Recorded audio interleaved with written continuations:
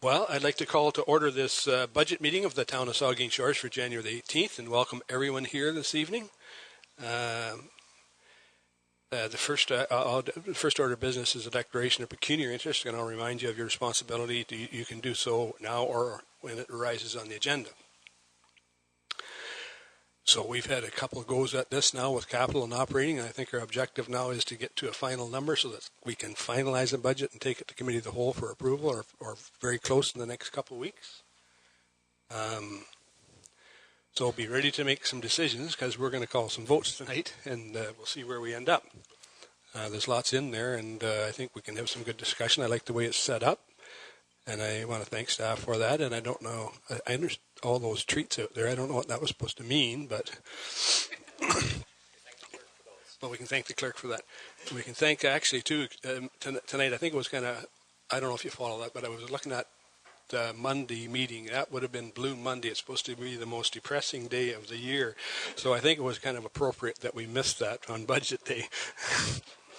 And anyways, I'll turn it over to Sue.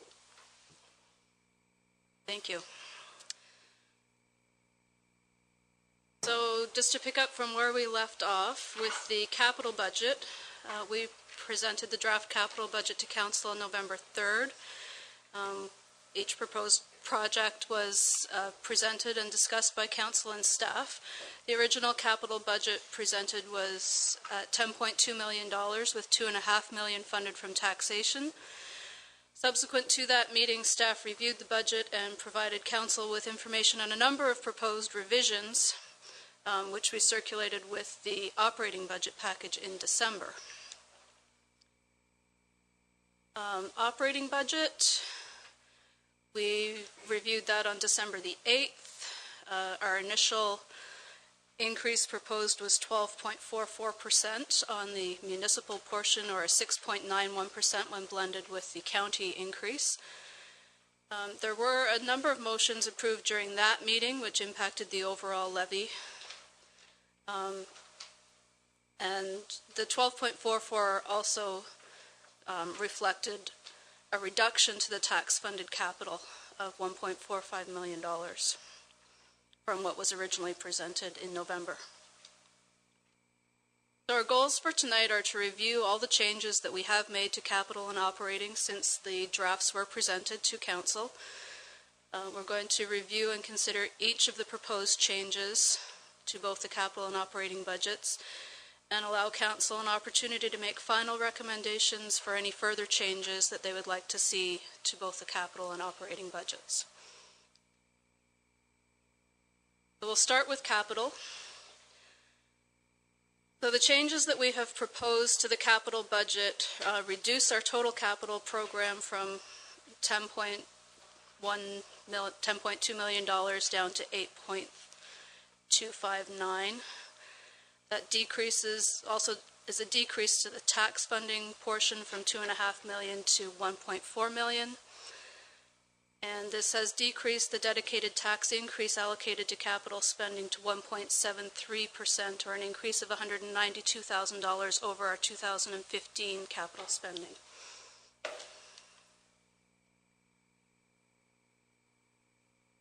So to achieve these reductions, staff is proposing to change the funding source for these projects. They are still in the capital budget, but the funding source has been changed from taxation to some other funding source. So under the roads section, Emma Street, we have moved to wastewater. The Southampton Streetscape, we moved to Streetscape Reserve. The signage and the curly leaf removal for parks, we will be funding those from operating. Waterfront, the rollaway boardwalk is to be funded from donations. The signage is to be funded from operating. And the Dr. Earl Health Center renovations will be funded from the Dr. Earl Health Center Reserve. Other proposed changes included in this budget, 13 projects have been deferred to future years. Just a note here about what deferral means. It does not mean that you are approving that project tonight. It just means that you are agreeing that we will come back to you in a future year and we will talk about this project again. So by agreeing to defer it, you're not approving it, you're just allowing us to move it out to a future year. We have reduced the scope or split projects over multiple years on 9 projects. We have 2 that we've actually increased the scope on. We've had 3 new projects that we added and 3 that we took out altogether. We'll go through each of these individually.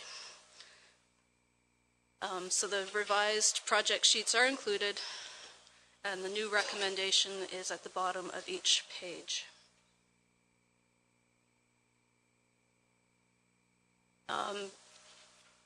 Reserve, just talk briefly about our reserve fund balances, just kind of where we are. And I will emphasize that these are very preliminary estimates on the reserve fund balances.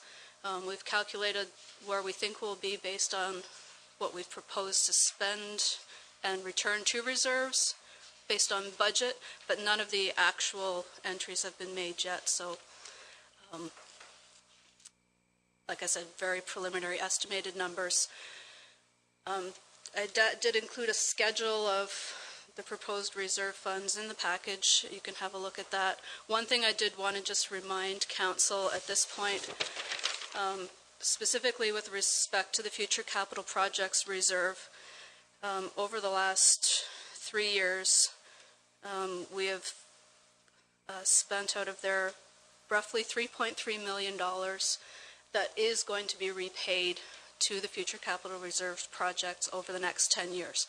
So the balance has gone down significantly, but there's a good chunk of that that is coming back over the next number of years. That includes things like the harbor dock replacements, the street lights, LED street lights, the water meter replacements, the fire SCBA equipment, and the dryatron at the pool. So all of those projects were funded from the future capital projects reserve. They've significantly reduced the balance, but all that money will be coming back into the reserve.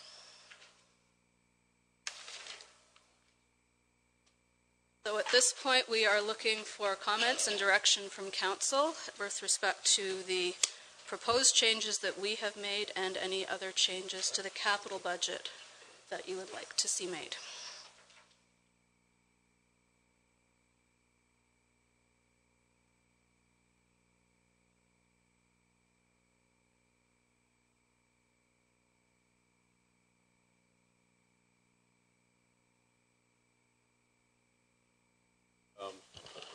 Is this the time to, like Susan mentioned, we're looking for any, like in the sheet here it says looking for comments and direction for further changes to the capital budget. Is it now or later then? Or what?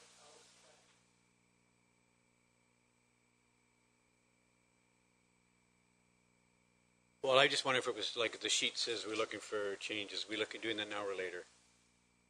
Okay, that's fine. Yeah.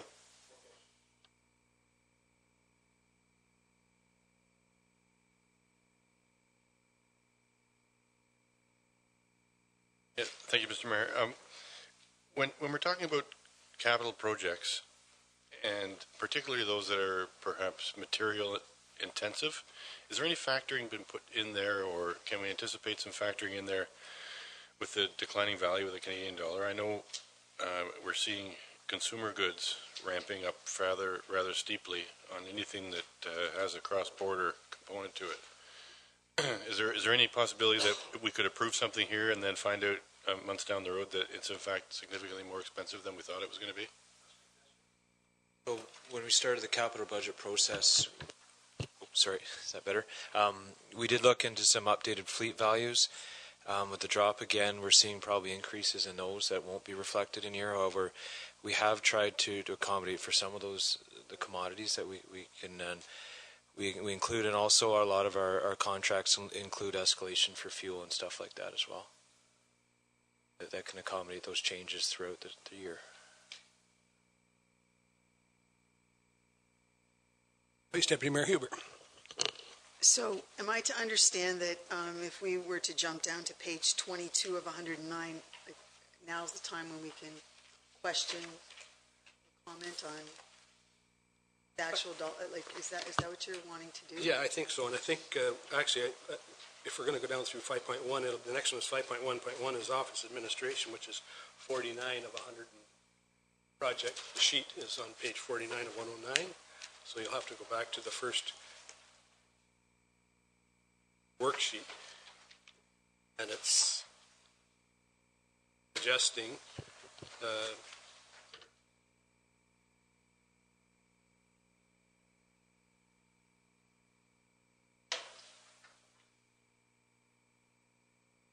get it? So what page? So, 49 of 109. okay, so 49, okay. Because I had, on page 22, it's the summary chart. I just was cautious about, there's a number of items which appear to be funded through reserves, and I had questions about that, but I'm still, the one line that just jumps out at me every time I look at this is this $1.4 million worth of debt associated with the waterfront. And with no idea of really, what we really think we're going to be able to do with that, and no discussion of potential revenue sources to approve this right now, we're basically saying that we're okay with everybody's tax bill being 2 or 3% higher for a pretty long period of time to cover this debt. So I'm just curious, how will we be discussing that particular line, because it's one of the bigger numbers in here. How will we have a chance to discuss a little more detail about that particular item, and potentially discuss revenue sources that don't involve debt? Mm-hmm. I think we're going to get to those at 5.2, other capital projects. I think the intent now is to try and look at this list of capital projects, starting at 5.1 and going down to 5.130. There's some 30 projects that we're going to ask you whether you support or not. Okay. And then we'll get to those bigger items, or any other capital projects, okay? Okay? Go ahead, Luke.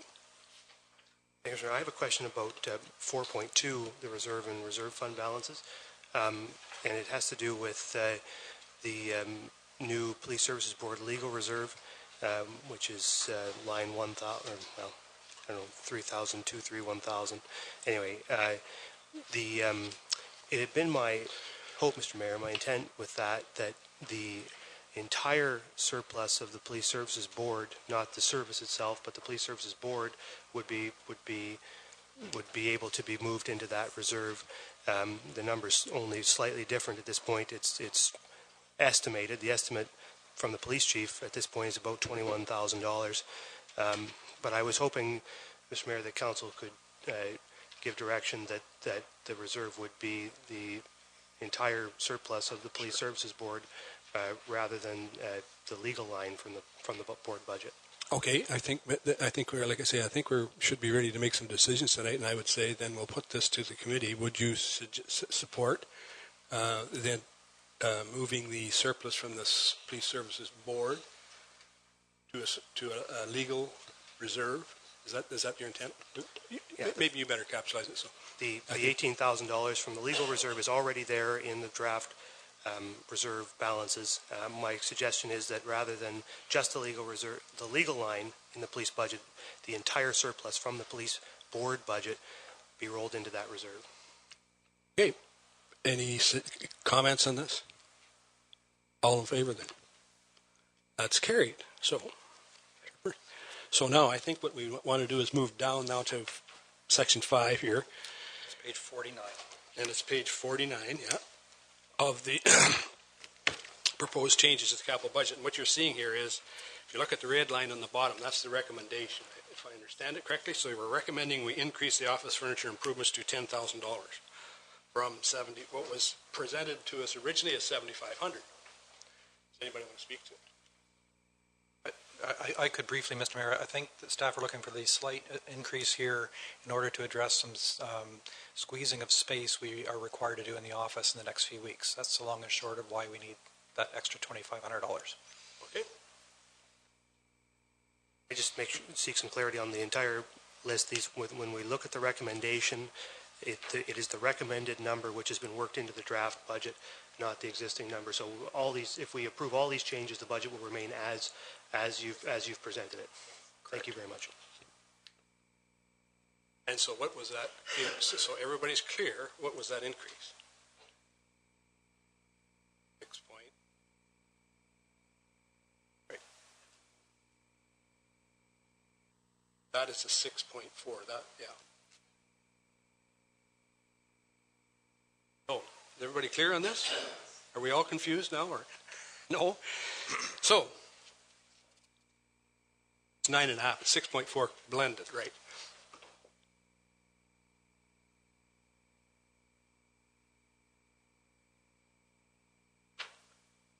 Vice Deputy Mayor Huber. Are you working through them in order, or can I jump down? I think we should go in I'll order. wait. Okay. So, any other discussion on this particular item? All in favor of supporting it? Oh, that's carried. Okay. Next one is the strategic plan. It's recommended that $25,000 be included in the capital budget for a strategic plan. Anybody want to speak to it? I don't think anybody needs. I think we're pretty clear about what we're going to do with it. Go ahead, Luke. Mr. Mayor, I was just wondering if the CEO could answer why it is that, because there's an additional $100,000 and an administration contingency fund coming out of the tax stabilization reserve in addition to this $25,000, which was intended for implementation of the org review, and this is intended for the implementation of the org review. I'm just wondering why the additional 25, and why can't this just be funded from the $100,000 contingency that's elsewhere in the budget? Frankly, be staff's preference because the contingency amount is simply an in and an out, and there's no net impact, whereas this will be a project that requires a funding source. So as council's wish to reduce the contingency from 100 to 75, that would be the other way to manage it and still keep the books cleaner. Thank you, Mr. Mayor. On the surface, it doesn't seem like it's a lot of money to do a big strategic plan, and I thought that I'd like to know what exactly is wrapped into $25,000. Is it a week-long process with a consultant and a one-day process with us, or what does it look like? Mr. Mayor, we've not issued an RFP. In accordance with the report that Council received last week, the idea would be for the striking committee to kind of confirm the scope of the work and bring that back to Council. What the preliminary feedback I've had from talking to a couple of folks is this is not a big community strategic plan, and nor is it kind of a skinny, quick and dirty community strategic plan. It's somewhere in the center that has 2 or 3 sessions with staff and or council and some public input built into the draft terms of reference. So I'm trying to shoot somewhere in the middle. I just feel that 25,000 is insufficient, but does that matter? Like if we say 25,000, we go on over 10, we'll figure it out, right? Right.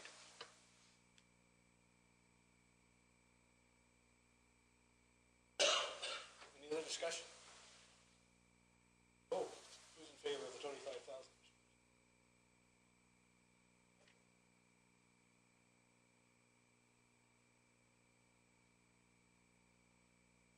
Fire truck.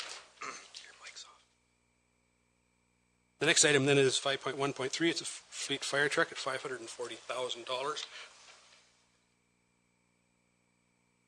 to speak to it, Chief?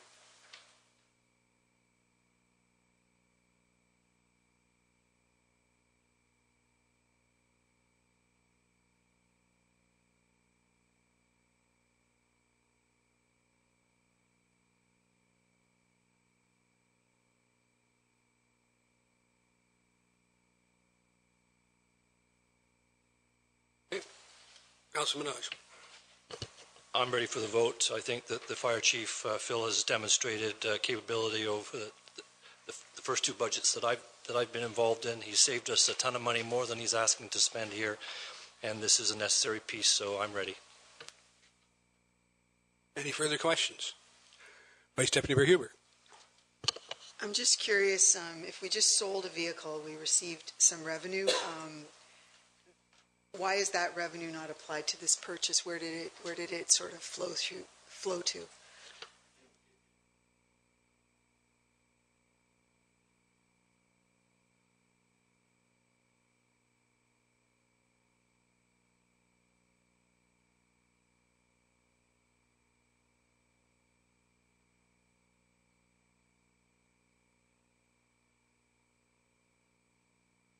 Okay.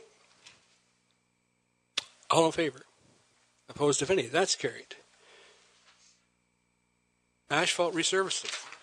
So the recommendation is that we decrease the asphalt resurfacing to $50,000 from what was suggested at $75,000. Questions? All in favor? Opposed, if any? That's carried. Bruce Street. The suggestion is that we reduce the scope of the Bruce Street project from 7 blocks to 4 blocks and reduce the 2016 budget to $1,014,000. Councilor Minaj. Thank you, Mr. Mayor. I know you can't believe everything the press writes and speaks to, but I have heard discussion that says that the federal infrastructure program is still a go, and it's looking for shovel-ready projects. I'm going to ask 2 questions. First, this is a shovel-ready project, isn't it? That would be my first question. Completely shovel-ready. Yes, it is. Stu said yes. Yeah, thank you.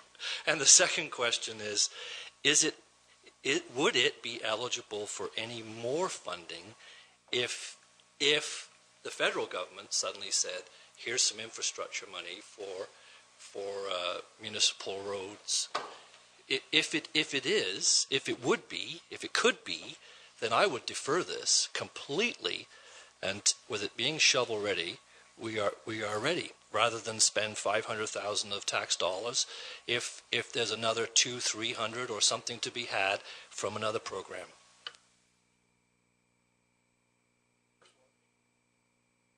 This project has been applied for twice and declined twice. And we've also been declined in the past 10 attempts at funding. So I'm not sure that waiting for funding on this project is likely to be successful.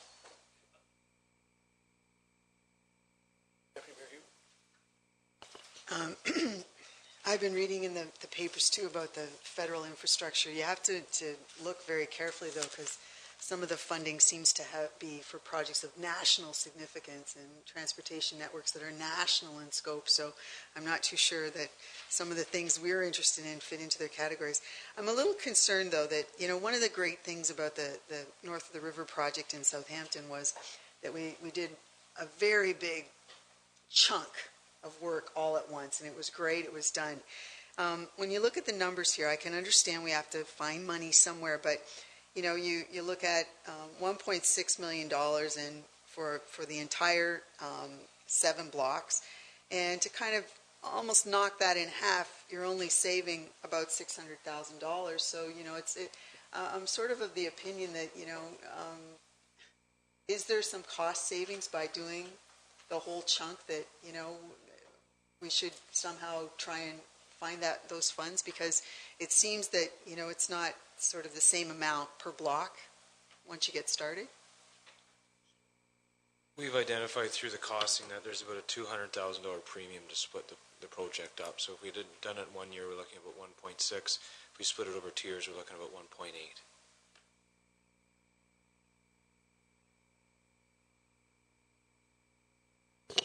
Appreciate it. So I need to say this now so that it makes some sense. So already discussed is the waterfront 1.4 million, which is really only a portion of the Port Elgin Main Beach numbers that were given to us. We're talking $10-14 million just to rehabilitate the whole of the Port Elgin. This 1.4 million is just the beginning. It's phase 1 of something, and I've asked for that before, that we show that something is phase 1 of something, that it's not just selling this to the community, saying if we spend 1.4 million down at the waterfront, well, that's all the waterfront's ever going to get. especially in the community of Port Elgin here. So I'm going to have to vote no to this Bruce Street. I mean, I'm only one vote, but I'm going to vote no because I think in my mind, we're going to end up bartering whether we're going to do a roads program or we're going to do a waterfront program. So for me, this year, I'd like to do the waterfront and say no to the roads. Deputy Mayor Shervin. Thank you, Mr. Mayor. I don't think that's a choice you have to make because the proposal is to fund waterfront through debt financing and this through all the sources of funding you see here. And I think, it's important to look at what's been done here. I think that the Director of Public Works has found a way to keep a portion of this in the budget. And you can go the 1.6, but then you got to add $600,000 to this budget and then try to justify a 15% tax increase with very little way out of that. And I don't think it's not just a political problem, it's a problem for people trying to pay their taxes at a certain point. So I think that, we have to bear that in mind. But if you don't do this project, if you cut this project completely, and you take that $500,000 out and you reallocate that gas tax, so you've got $780,000 there that you've pulled out of the capital program. So now you've taken $1.4 million tax-funded capital program and made it $700,000. And you can't reduce your tax-funded capital spending that far below what you spent last year, because you'll never regain that ground. You'll be decades regaining that ground. We have to see an increase in our tax-funded capital spending in 2016. I don't think we're going to increase it as much as is being proposed here today. We're going to have to cut some out of it, but it has to go up some. It can't go down by that rate. You got to fill it in with something. And I think so. This is a good project. It accomplishes something important. It connects some capital work that we've done before, so we can connect. And Stu will explain it better than I can, I guess. But it connects sewer work we've been doing in the past with a trunk main we have in place, and starts to complete some work we need done. We needed provincial help to do this. We're not going to get it. So we're going to have to spend some tax dollars, some extra money to start and get it done. And Stu has come up with an approach that's responded to some of the comments that we made here at the last meeting, and found a way to do this in a way that over a couple of years that makes sense. But I would say don't cut this project completely at this stage because you just can't drive your tax-funded capital down that low. Thank you, Mr. Mayor. Thanks you for that comment. Councillor agrees. And I absolutely agree with you. I think. Thank you, Mr. Mayor. I will support this project as well.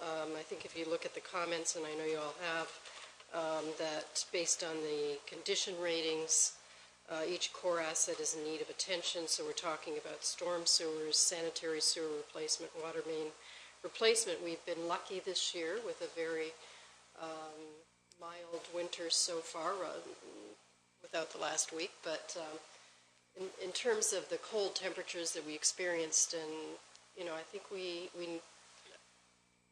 support the Public Works Director's assessment that we need to do this. We need to stay on top of this in a responsible way. So I will be voting for it. Thank you. Councillor Mike Matt. Thank you, Mr. Mayor. I actually spoke to this in November when we were doing the capital budget, and I was one of the ones that said we need to reduce the size of that project for Bruce Street. I absolutely support the $1 million and $14,000. I think it's very, very important that project move forward in albeit a scaled back version. But I very much agree with our deputy mayor that that capital, the gas tax funding, all of those funds that are included in that budget need to remain, and we need to get it done. I remember back when we were talking about reducing this budget, and it was going to allow us to move forward with a few other capital projects this year by reducing that one. So I remember that conversation very clearly. So I just want to commend Stu for coming in with an alternative. I think the funding formula is right on, and I'm certainly going to be supporting this motion for this project to move forward, not at the 1.6, but at the 1.14. Do you want to speak, sir? Yeah. I just want to make one correction on page 28. The two listed items for Bruce Street there actually are backwards. So it's correct on the sheet we're looking at on page 53. We're on page 28 if you're referring to that. The first sign should be Bruce Street, Johnson to Elgin is actually this year, and then Faulkner to Elgin is the year after. So perhaps we'll get that fixed up next time it comes out. Okay. Councillor Minaj. Thank you for the second opportunity, and certainly I understand what Luke is saying. What I'd like to ask is if we could take these two projects, the waterfront and this one, and push them to the end and deal with the others and come back to these, because I still have this skepticism in me that says if we take a vote on this now, it'll get approved, and then if for some reason we don't want to include the waterfront, we've missed an opportunity. The same argument that Luke is making about the capital taxation for capital expenditures could be made to go towards the waterfront project and not debenture it. So we wouldn't be lowering the amount and we could still apply the same amount. So I'd like to see these two pushed to the end of our discussion. Thank you. Well, I think this will stick to the agenda. I mean, we can deal with that issue when we get to it, and we can revisit it if we're not happy. But I think we need to get through these things the way they're on the agenda, and trying to tie them to one project or another. I think we've got to look at the bigger, broader picture of the whole budget, and we'll get, So, any further comments on this? As I'm going to call the question then. All in favor? Opposed? That's carried. Godrich Street, Ivans Drive to concession 6, and the recommendation is that we defer the Godrich Street street lighting project entirely. So there's a $35,000 savings. Any discussion on this particular item? All in favor? That's carried.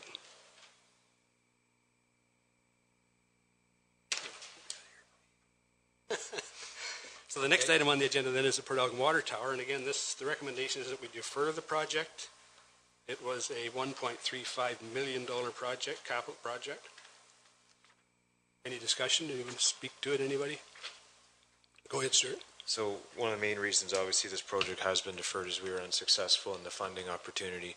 And speaking with my colleagues there, I think this will likely be a priority for staff in 2017 coming back to council at that time. Any further comments? Councillor Minaj. I was just going to ask that same line of thought. When we defer a project like this, I'm happy to hear that it'll be on in 2017. So is it another, do we have an SR beside this one? This is completely shovel ready as well? No. Take to get it shovel ready.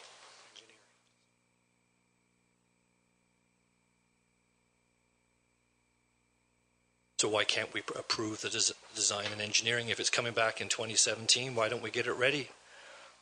I think you would include that all in the 2017 budget. I mean, design and engineering would not be it would include that. That would include the entire project. That's probably, you can speak to it, sir. Certainly that part of it was eligible as part of the funding criteria, and the particular fund that we did apply was not from my recollection, I don't think we had to have it spent in 1 year, so we had time to do the planning and the design through that. Okay. Ready? All in favor? Okay, there we got $1 million out. 1.3. The next item is Economic Development Master Plan, and again, it's the recommendation that we defer the Economic Development Master Plan, which would have been a $20,000 tax levy and a $20,000 red grant. Go ahead. I believe this is the only place in these documents where there was the potential for a red grant. Is there an opportunity that would still enable us to apply to red for something? Mr. Mayor, I think our Economic Development Advisory Committee is pretty creative, so I don't think we've seen the last of the red grant opportunities. Any further comments to it? Go ahead, Councillor Grace. Yes, my question was involving the red grant as well. Do you know that those grants will be available? Not necessarily to us, but that they will be available, that program will be running in 2000? If I recall correctly, there were a series of intakes over 2016, and I believe the first one is in the first quarter 2017, so the next provincial fiscal year. Thank you. Okay, all in favor? That's carried. Dredging the town pond. So the recommendation is we decrease the amount dredging to $8,000. So that'll be I suspect that's going to be a $4,000 tax levy hit then? $3,000. Oh, okay, and the fishing club would stay at the $5,000? Okay. By Stephanie Huber. There's a number of items coming up that relate to parks and equipment in parks, and there's a few reductions, and there's one increase, and there's a lot of deferrals. We have this reserve fund. Actually, I think there's two of them in there that have something to do with parks. Is there a reason why we don't utilize some of those funds every year to put new equipment in parks? That's what the park reserve fund in my mind is supposedly supposed to do. So, you know, if it's one of them sitting there at about $500,000, even you know, a $50,000 intake from the reserve fund would enable some of these items to happen this year. I'm just curious why that we're holding that money so tight. That, you know, it's there for parks, and I realize you don't want to spend it all at once, but you know, I've been on council now 9 years. I fight every year to get a few dollars out of that. Like, why can we not use some of that money to enable some? And you know, this one would be, you know, $2,000 would help with this. You know, $10,000 would refurbish some equipment or add some new equipment at the Long Dock Park. You know, another, like it's not hundreds of thousands of dollars I'm talking about, but some of these are very small dollar amounts, and we have money sitting in reserves, which is for parks. Is there a reason why we don't access that money? Through you, Mr. Mayor, Council certainly has the discretion to use its reserve funds for the purpose for which they're intended, and yes, there are a number of these things that you could suggest be funded from the reserve if you so wished. I think on an overall basis, staff were slowly building some of those reserves up so that we could look at some of the more major expenditures that were contemplated in the active sports fields report, which talked about new ball diamonds and things like that. So we were going to try and avoid debt to build those facilities using some of the cash that we were slowly accumulating in the bank. But it certainly is a council decision where and how much you wish to spend from those accounts, bearing in mind, of course, what Sue has already showed you on the slide earlier, is that we have a general overall downward trend in reserve fund balances. Well, just as a follow-up, you know, we seem to manage to buy new vehicles every year from a fleet reserve, and you know, it's just I understand what you're saying about, yeah, you're building a fund for a big ticket purchase, but I'm sorry, there's like playground equipment here, and you know, you look at the success of Jubilee Park, and you know, the number of kids that are in there, and it's just, you know, we need more opportunities like that, and there's quite a few on here where we've taken out additional playground equipment, or in fact installing some. So I would request that we consider, you know, even $50,000 and see how that might be able to be spread around. And I do understand what you're saying about a big ticket purchase, but you know, we all want kids to be outside playing too. And some of these items are so small that we should try and bite off a few every year. Thank you.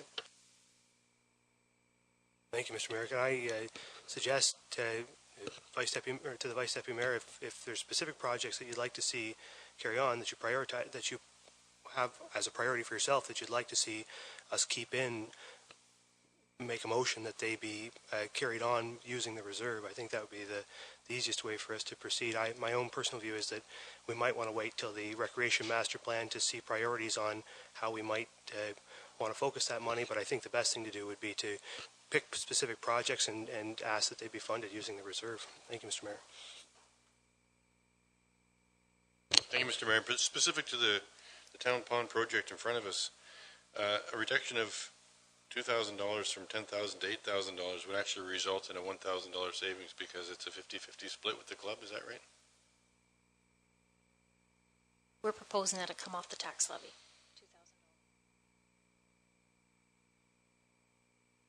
This is the $5,000 donation from the Fish Club would remain, and the town's portion would be reduced to $3,000. So the total project then would be $8,000.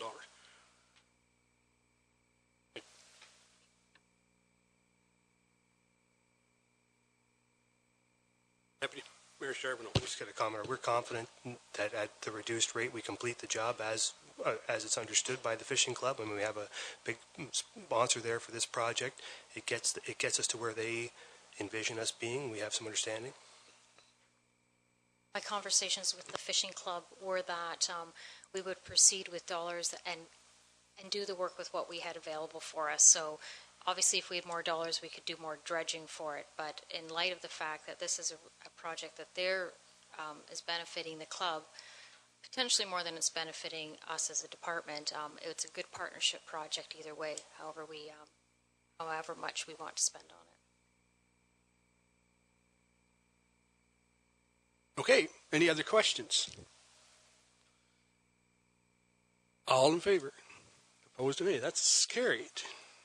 I think, your suggestion, Diane, if you want to deal with taking a certain number out of capital requests, we could probably deal with that at 5.2 when we get down there. Say, throw a number around. I think we need to deal with these individual projects to start with, and then we can. Okay, go ahead, Councillor Mike. Just while I'm thinking about Mr. Mayor, through you to the Treasurer, at some point, Sue, could you just research for me, like I'd circled the Parks Reserve and Parkland Reserve, and I just wonder about the difference between the two, Larry, if you could explain to Council the difference between Parkland Reserve and the Parkland Reserve Fund and Parks Reserve. Explain the difference. But the question I had was the Parks Reserve, while we're on the topic of parks. It was a 334 at the end of December 2014, and it dropped by 105,000. Could you just at some point let me know? I'm just interested where that 105,000 went to. I'm sure it was reported back to council, but that reserve was reduced by 105,000 this year, and I just wonder where that went. That's all. From 2014 to 2015, the Parks Reserve was reduced by 105,000. And I just wonder where it went.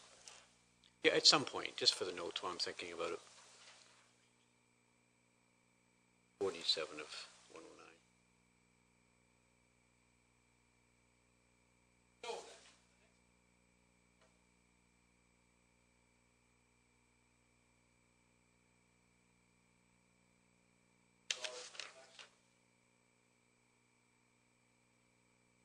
Thank you, Mr. Mayor.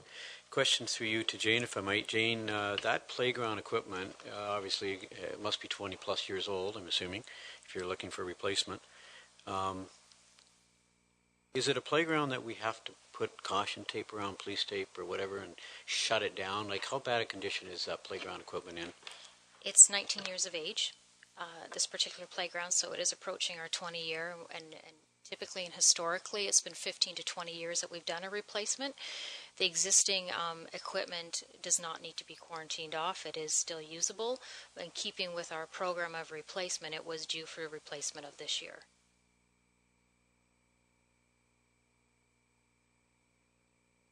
Any further comments? Then all in favor of the recommendation. Opposed, if any, that's carried. The next item then is the Jubilee Park multi-purpose pad, and it's recommended that increase the multi-use pad to $30,000, which would be plus 5 more would be levy money, 5,000 more levy money. Deputy Mayor. Thank you, Mr. Mayor. I mean, it's a good project, basketball, pickleball, etc. at Jubilee Park. Jubilee Park's this park we've invested a great deal in the last number of years. It's a beautiful park, one my kids play in all the time. I think that this is just more of a nice to have than a need to have at this moment. My suggestion would be that we remove the project altogether from the capital budget. You remove it from all? I moved to cut the project from the capital budget and So defer take it to zero instead of increase it to 30. Yes. Vice Deputy Mayor Huber. I don't agree with removing this. This is a different kind of addition to a park, which is providing opportunities for potentially different age groups from playground equipment. And so, the idea of basketball courts and the potential for pickleball and some other things, that's good for Southampton, and it's good for this park. It's a different kind of equipment than playground equipment, and it's a category that, quite frankly, we don't have very much stuff in any park in Southampton for the above 10 age group or the over 50 age group. And, same thing in Port Elgin, but at least in Port Elgin we've got the beginnings of an adult fitness park. So I see this as not a nice to have. This is hitting a target group that we haven't done a very good job at giving them stuff yet. I'll get Councillor Grace and I'll get you. Councillor Grace. Thank you, Mr. Mayor.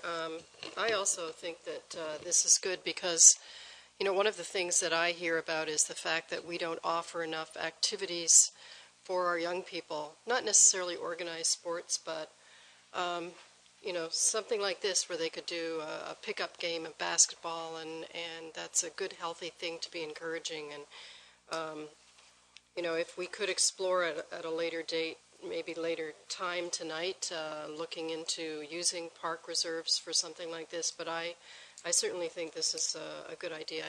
I'd like to support it too.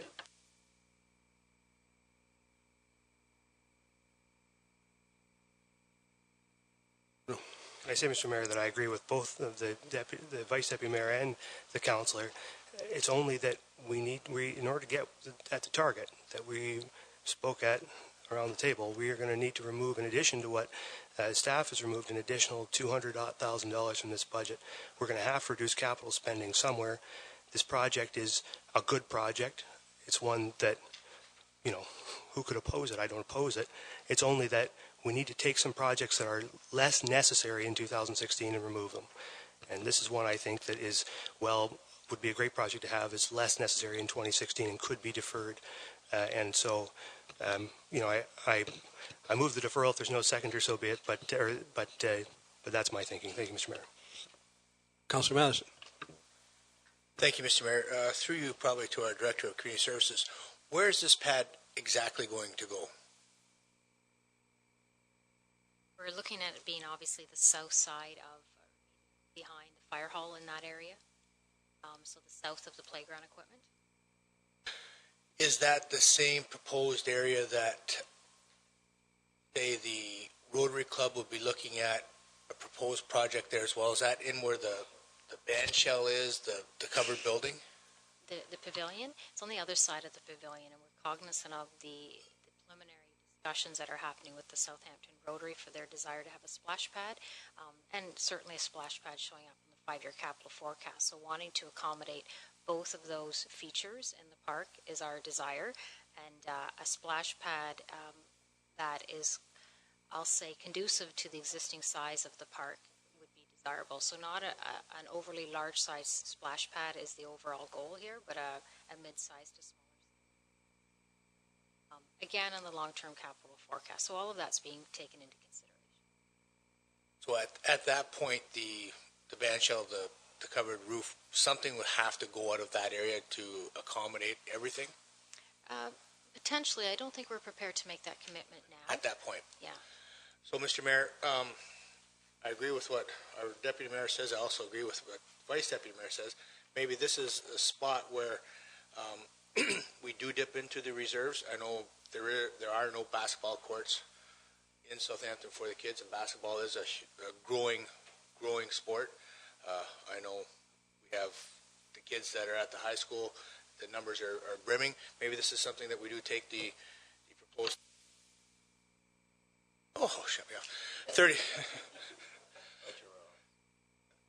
$30,000 out of reserve to cover this. Thank you, Mr. Mayor.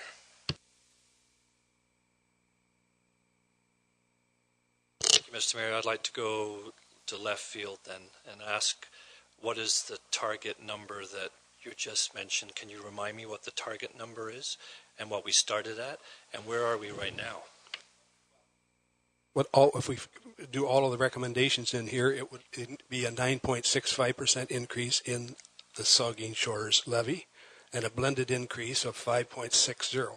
And I think at the last meeting, if you remember, we went around the table and asked each of us what you were happy with, and there was no consensus, but there was differing numbers. So I think we're going to get to that number tonight. I mean, I heard as high as 6.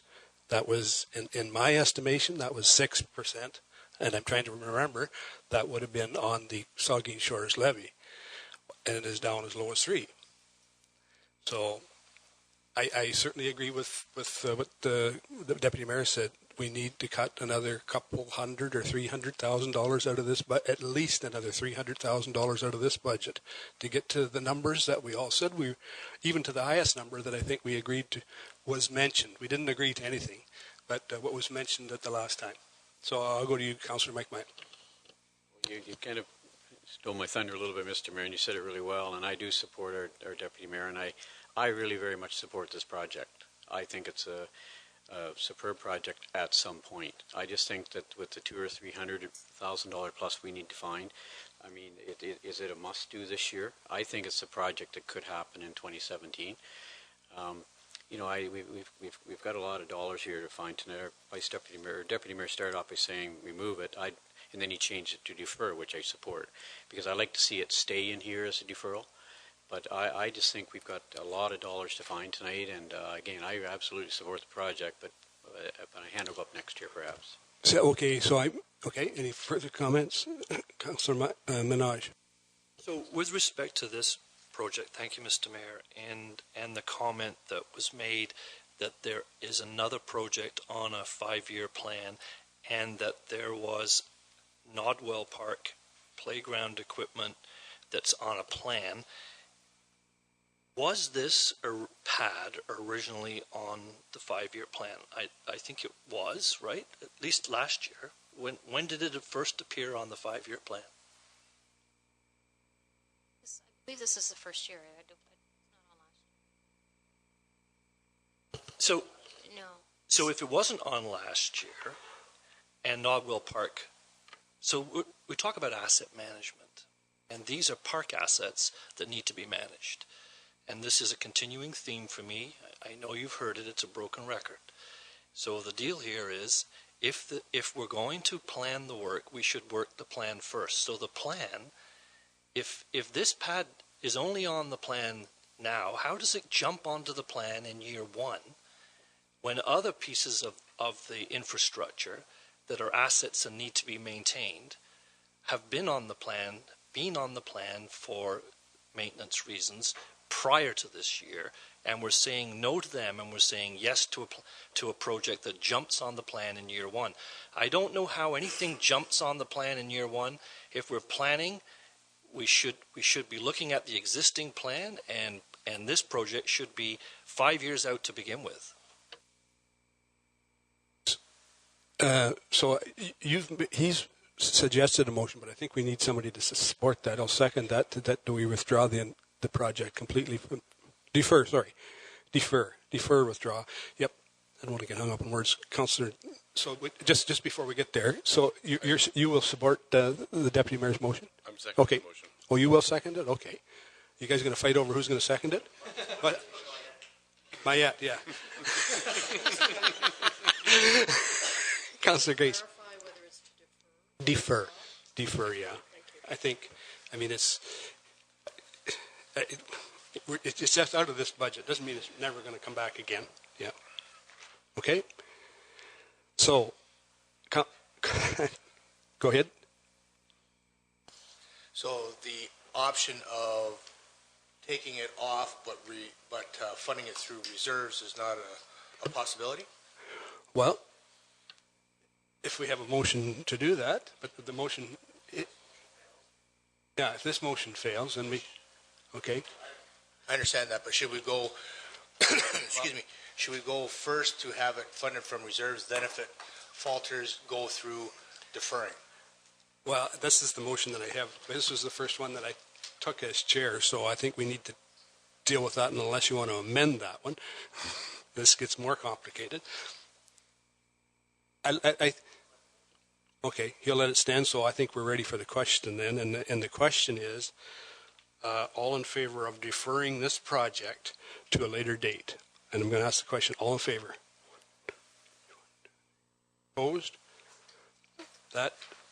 So the motion to defer carries.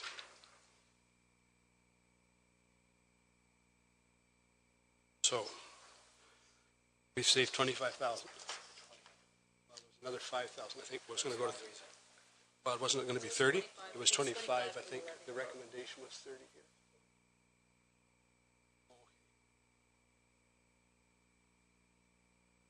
You know, it'll be 25. Okay. So the next item, we're really making progress. The next item on the agenda then is the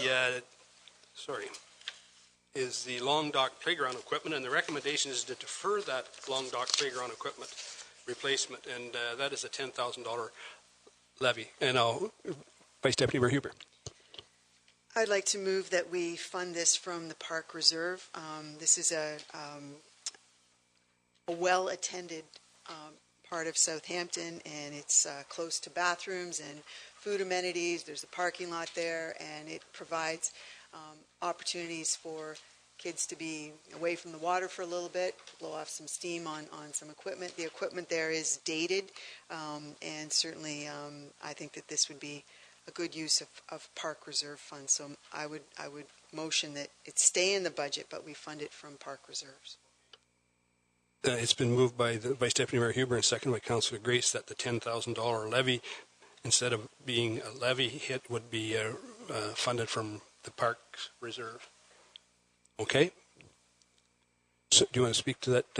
If I may, if I recall, I can remind you that when I presented this, I indicated that it was in here in error, and therefore it was not required to be in budget. So we had to show that sheet, even though it was presented to you at the time of capital presentation. We had to show the indicated that during budget process. So this particular apparatus was installed after the full unit was installed. So it's actually at 2 units. It's the newer one of the 2. So that complicates it a lot. Yeah. So when I presented capital budget in November, I indicated at the time when I presented this that this item was not need to be in there and it can be removed. It was on there in error. Okay then. So do you want to withdraw that motion, or how do you want to deal with it? Well, I'll make a comment then. I wish I'd known that, because I would have been a little more aggressive about Jubilee Park then. Yes, we have to remove some things on here, but you look down the list and the big chunk of it, small ticket items, but they're parks, they're trails, Coliseum, that's a recreational facility. At some point, we have to fund some things for the people that live here. And some of the items have potential to be tourism attractions as well. So thank you, Jane. I withdraw my motion. But, it's I would have been a little more vocal about Jubilee Park, and anticipate I'll be vocal on the next one. Thank you. So we'll go back then to the original recommendation, which was deferral of this project. Okay, all in favor?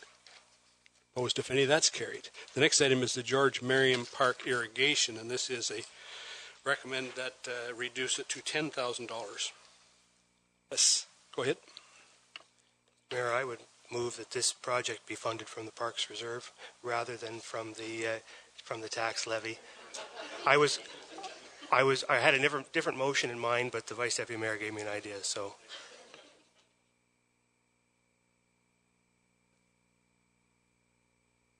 So it's been seconded by the Vice Deputy Mayor. So is there any other discussion on this?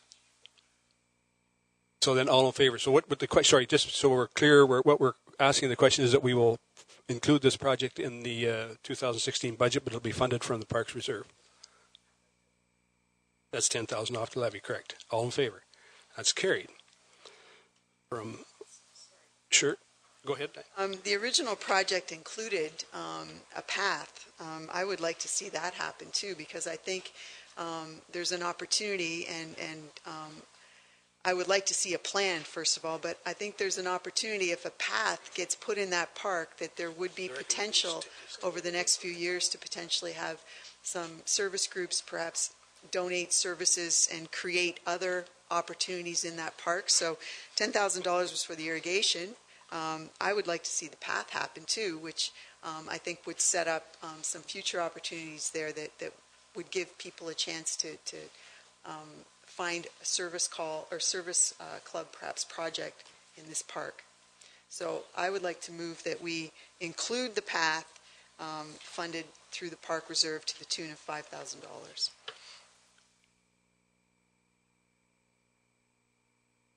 No, the recommendation was that we reduce this project to $10,000. It was originally $15,000, and it was for irrigation and landscaping. And now what Diane is suggesting is that we take it back up to the $15,000 and fund the entire thing from the Parks Reserve. And that was your intent, okay? I think, yeah. So then I guess I'll go back to I guess we need that question is that we increase it to another $5,000 for the path and fund from reserves, because we've approved the $10,000 of irrigation and landscaping. I would just say that we clarify by saying we approve the project as originally presented by staff. I mean, that's because we never approved the recommendation to reduce it to $10,000. So no. we approved the project never went down to $10,000. It was $15,000, and we approved it as presented. I think we all know what we're talking about. So it's going to be $15,000 from the Parks Reserve. I'll ask that. All in favor? Opposed? That's carries.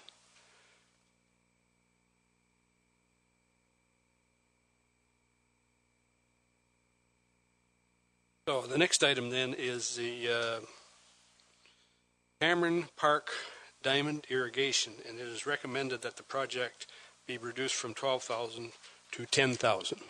Comments? I'll start with Councillor Madison. Thank you, Mr. Mayor. With the rec master plan going forward, I'm not sure what the length or what will happen with Cameron Park. I'd like to see this project deferred until next year, till the rec master plan is done. Okay. Seconder for that? Seconded by Councillor Grace. Discussion. Councillor Mike Myatt. We're on the bit of a roll with the Parkland Reserve, I guess. So I'm not going to support that motion. I'm going to speak on behalf of our ball users right now. And if there's one complaint I hear a lot of is the condition of Cameron Park ball field B&C Diamonds. And what water would do up there with an irrigation system would, B&D I should say, would do wonders up at Cameron Park. And, you know, we funded a project or two from Parkland Reserve. I think this is an ideal opportunity to fund a project from Parkland Reserve to make our diamonds more playable. And Mr. Mayor, I do receive a fair number of concerns about B&D diamonds at Cameron Park from a playability standpoint. So I think putting water in there is very, very important this year, that we send a note out to our ball groups that we're willing to invest in our ball diamonds as well. So I'm not going to support the motion. I hope it's defeated, and I hope we're able to fund this through Parkland Reserve. Councillor Minaj. Mr. Mayor, I'd like to remind Council that irrigation was set up on other ball diamonds in the community, and when I was younger, and we laid sod in the community. We did it with volunteers. We put money from volunteers. There are hundreds of adults enjoying a good game of ball up at the Cameron Park, and I don't see any information here saying that the adult ball organization is going to supply some additional funding. Last year, over the years, we've been able to leverage minor soccer, a minor, mostly children's program, and put money into the Hallowell Park for improvements. Until such time as I see even a hint of some additional funding for this Cameron Park, I'll be voting no. Thank you. Okay. Councillor Madison. Thank you, Mr. Mayor. I just want everybody to understand that if the rec master plan moves forward, that we consolidate our diamonds in another facility, that this $10,000 will want and will be just dug up as or used for somebody else in a different use. So okay, any further discussion? Because the motion is that we remove this entirely from the budget. Defer, sorry. Yeah, defer for another year. I gotta be. Did anybody have any other comments? Okay, all in favor? Opposed? That motion to defer is carried, so that's been deferred. The next item is the Chesley Street building accessibility, and the recommendation is that we reduce the original $30,000 tax levy to $25,000. Any comments?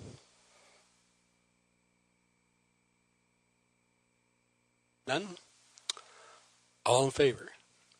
Opposed? That's carried. The next item is the Long Dock washroom roof repair, and the recommendation is to defer the Long Dock roof repair to a full roof replacement as per the 5-year capital plan.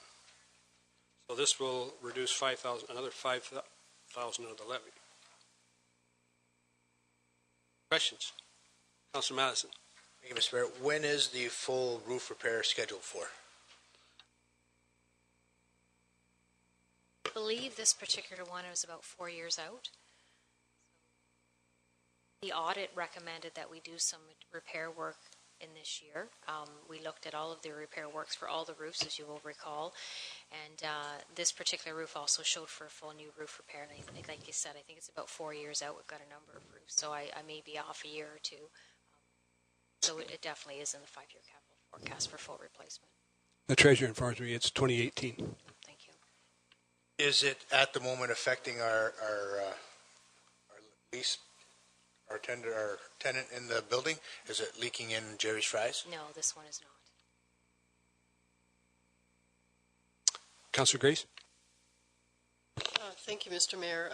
Jane, what's the nature of what needs to be repaired? It's a flat roof, and I have a full audit on it, and it was part of the capital presentation that I brought forward. There's some wear and tear. Obviously, the elements in that area have played a substantial wear and tear on that. We have done a little bit of repairs ourselves in-house, but there is around some of the units themselves, definitely need to have some repair work around those. I can give you the full report if you'd like to see that, but we anticipate that it will last until at least 2018 as it is budgeted, and hopefully will remain in the budget for 2018 to be completed. Further comments? All in favor? Opposed, if any? That's carried, so that's removed. The next item then is the East Walk Trail to North Shore Park, and the recommendation is to defer the trail around the parking lot for $55,000. Comments? All in favor? That's carried. The next then item is Beaner Park to Trillium Drive Trail, and it's recommended that we defer that for an additional $11,250. Comments? All in favor? That's carried. The next item is then the harbor fish cleaning building cost, and it is reduced. The recommendation is it was originally suggested at $15,000 from reserves, and it's recommended that we take it down to $6,500. Vice Deputy Mayor Huber. I'm a little confused and would just like some clarification.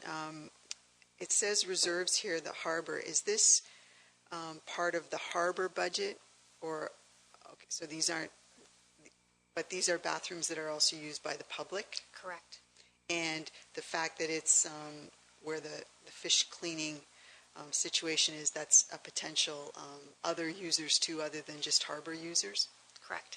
But the entire $15,000 was coming from the harbor budget? Yes. Councillor Grace. Thank you, Mr. Mayor. Jane, the accessibility features that are described here, would those still be preserved in this renovation? Yeah, it's the door features that we're looking at the replacement of, and those still will remain. Okay, thank you. Councillor Mike Myatt. Thank Mr. Mayor, through you to the treasurer, if I could, Susan, I just, this $15,000 harbor reserves, in the budget summary and the reserves, we're spending $131,500 proposed for tourist campgrounds finance, $131,500 of reserves, $100,000 out of reserves from the harbor for projects. Susan, could you tell me on your notes there in your computer, what is the annual contribution to reserves for tourist camp and harbor? For tourist camp, we haven't been putting money into reserve. We did put money this year into the tourist camp budget to start transferring money to tourist camp reserve. In the past, the only time money would be transferred to the tourist camp reserve is if they had a surplus in excess of what was budgeted. And the same for the harbor, although we have been putting $35,000 into the harbor reserve as part of the budget in 2015 and again proposed for 2016. But again, the only other time money would be transferred to those reserves is if they do have a surplus in excess of what was budgeted, and they haven't been doing that. So just a follow-up question then. These are business centers, cost centers, supposed to pay for themselves and make money for the town. We're spending over $225,000 out of reserves. So we borrowing then from reserves that we were hoping to build? Is that what's going on here? Yes, exactly. Okay.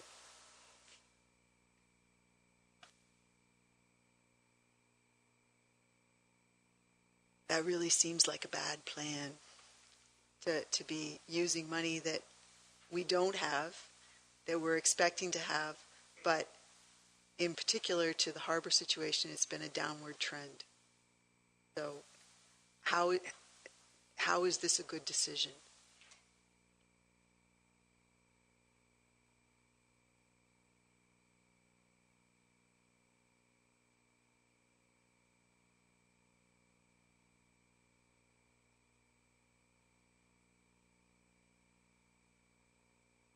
Clear though, I mean, we have borrowed from the reserves, generally future capitalists, to fund projects at the harbor and the tourist camps in the past, and they pay back our reserves. Yes, we're building specific reserves to those business centers, but in the end, we have to invest in them in order for them to make money, or at the very least maintain the infrastructure there, probably improve it.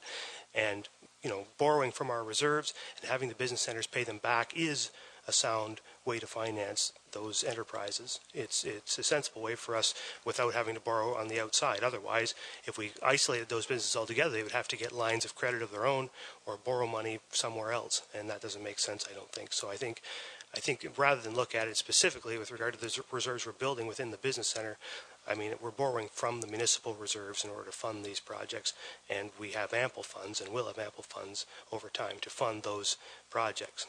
Thank you, Mr. Mayor. I hope you're right about that. Over time, I really do hope you're right. Mr. Mayor, just to follow up with our deputy mayor, I guess on the surface that makes sense, but my thing is, we're charging Jane, is it to the Mr. Mayor, to the director, I think is an extra $50 this year or $60 for our tourist camp. Fees have gone up $50 per site, and I'm sure that minimum wage has gone up. I'm sure that utilities have gone up.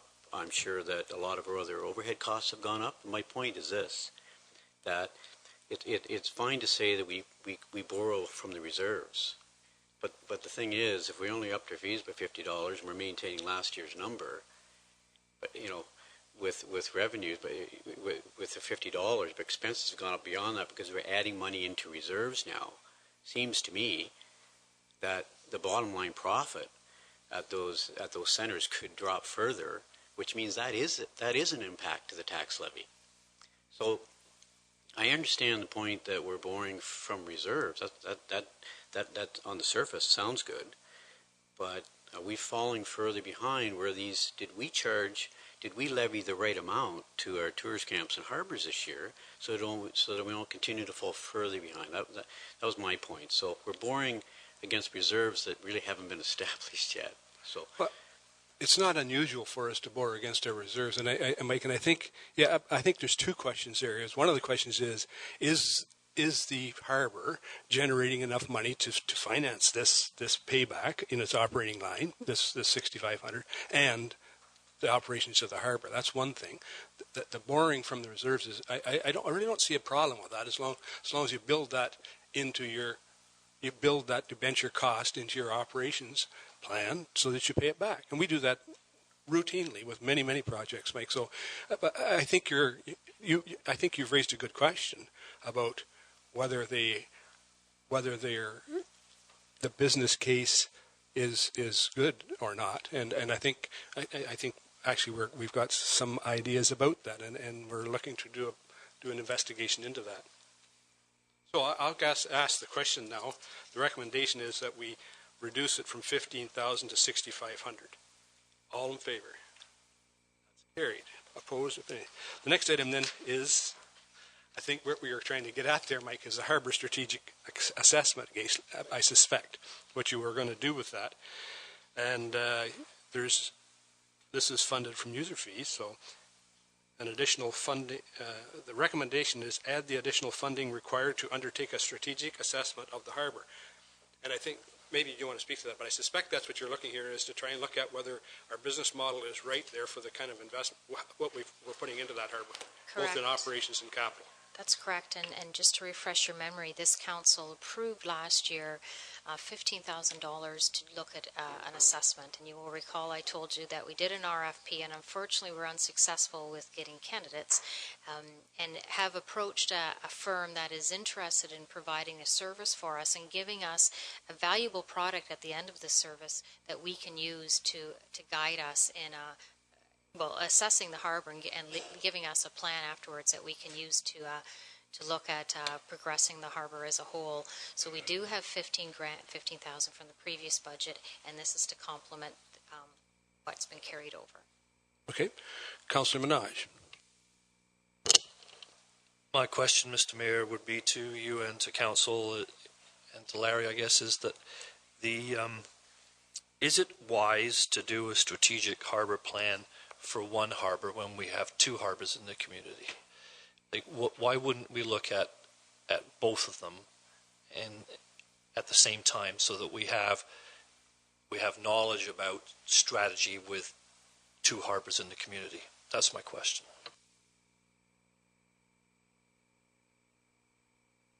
Certainly, if that's council's desire, we can incorporate the second harbor into the plan. Certainly, there would obviously be an additional cost for that, but something that... And through Mr. Mayor, I think the nature of the operation at the Southampton facility is quite a bit different than the nature of the operation of Port Elgin, and the cost and investment in terms of time and resources and so on in Port Elgin is different than Southampton.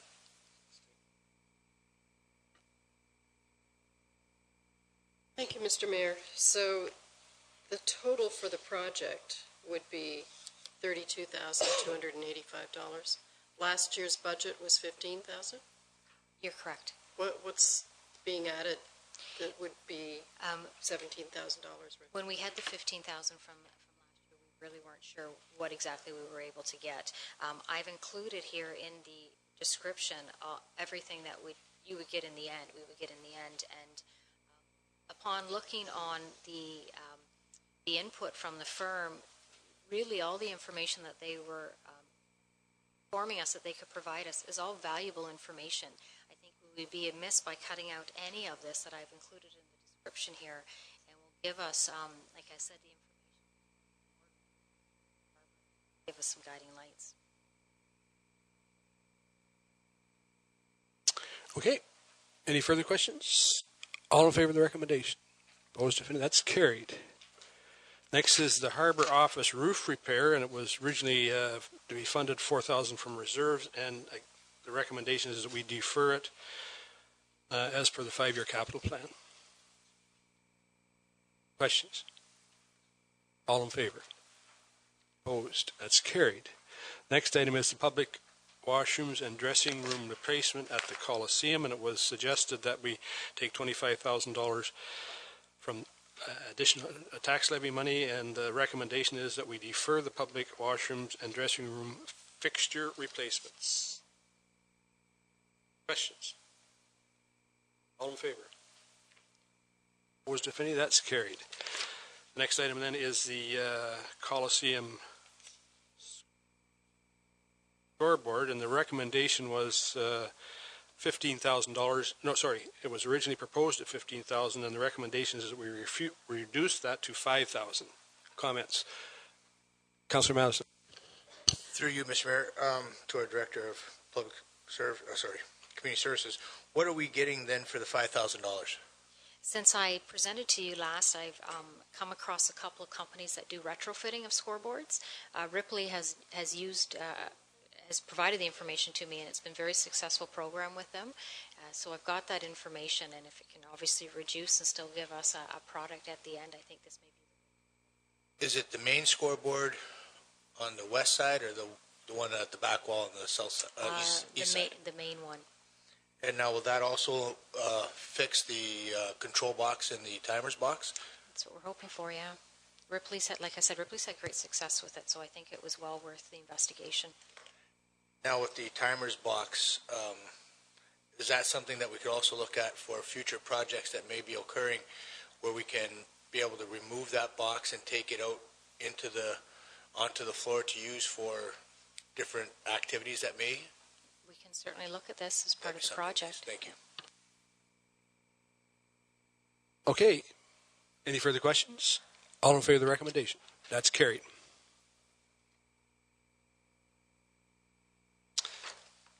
The next item is the front steps on the Coliseum drawings, originally proposed at $7,000, and the recommendation is that we defer them. Vice Deputy Mayor Huber. Thank you, Mr. Mayor. We do include an item in the budget every year for engineering, pre-engineering. It's under Public Works. I'm curious to know if we're hiring engineering firms to do work for us elsewhere. Is there not a way that this could be included in that allocation? We seem to, do pre-engineering or whatever on a number of things in Public Works. It would be nice if, some of those funds could be used to do this kind of work too. And this might be a good one to see if that's possible. Councillor Madison. Thank you, Mr. Mayor. Through you, I'm worried about the deterioration of the steps, the undercutting. Has Public Works or anybody looked at that to see if there's a safety aspect? Will they break down further over the next year? Is it a safety aspect? This was put in for more for an accessibility aspect, and really to clean up the front. We haven't looked at it to that point right now, as you're referring to. It's certainly something we can, but this was put in here more for an accessibility for the front of the building more than anything else. Each year what we do with all of our sidewalks, we do an assessment of all of our sidewalks through Public Works, and anything that is deemed to have, help me out, Stu, with the differential between the steps, we certainly highlight it. And the Southampton Town Hall, or the Southampton Coliseum, the front of it is no different. We assess that annually with all of our sidewalks. It hasn't been deemed to be a hazard at this point to that degree. So, like I said, this was put in more from an accessibility perspective than anything else. So this is more for the sidewalk, not the front entrance step itself? The entire sidewalk, front entrance, how the slope is at the front, all of it, we were looking to have drawings done.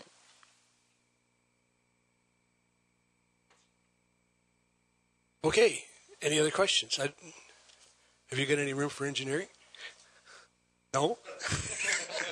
Thanks for being so honest, Stuart. All in favor of this? Opposed? So that's carried then. So the next item is the Coliseum electrical upgrades. Again, it was a $7,000 electrical service to the ceiling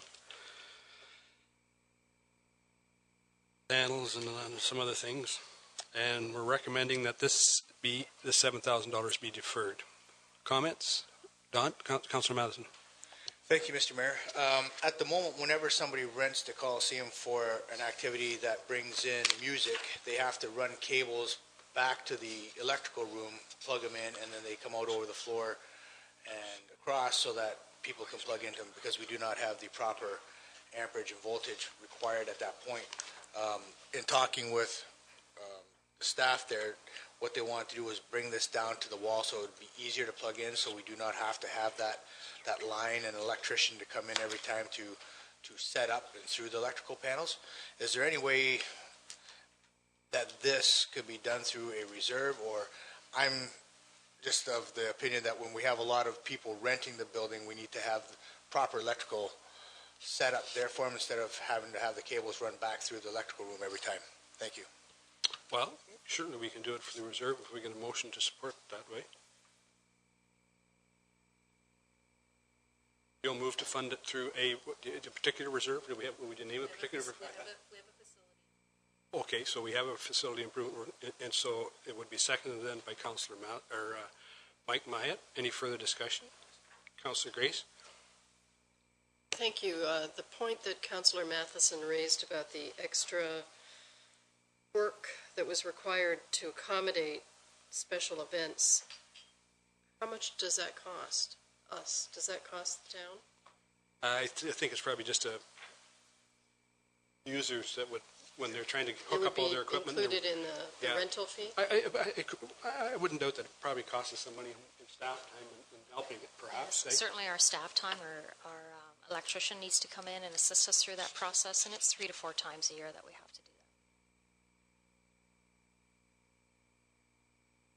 that. Get the balance of the facility improvement reserve.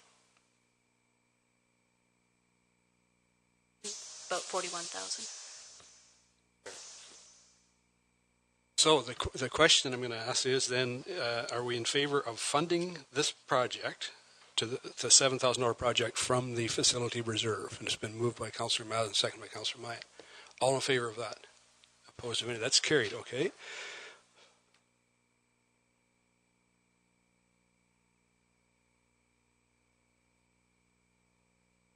The next item then is the community complex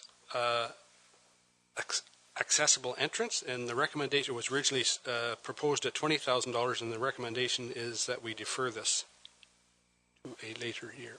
Questions? All in favor? That's carried. The next item is the complex scoreboard replacement, and it was suggested $15,000 levy, and the recommendation is we defer the replacement. Comments? Councillor Mike Myatt. And I had Jane, to you, Mr. Mayor, to Jane. Jane, talking about the replacement of the existing scoreboard, was it strictly for efficiency purposes, or that score clock's getting old too, correct? And so we can buy another 1 or 2, 3 years out of this score clock? Yeah, I'm only suggesting that it be deferred.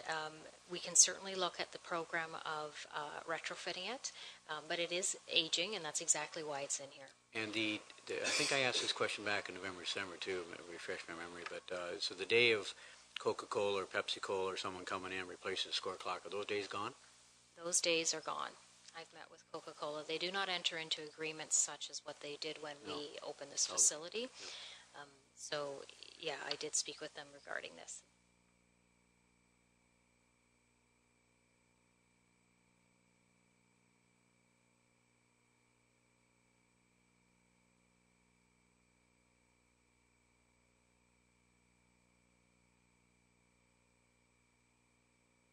All right, the recommendation is that we defer the scoreboard in the Plex. All in favor? Carried.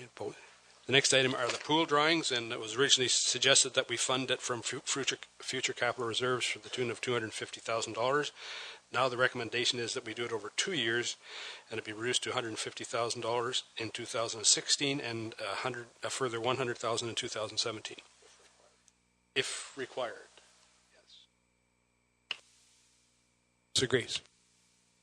Thank you, Mr. Mayor. I know one of the things we had talked about with regard to this project and having these drawings ready is that they would be ready to allow us to be eligible for shovel-ready grants that appear for the 2017 commemoration. Would this knock us out of that?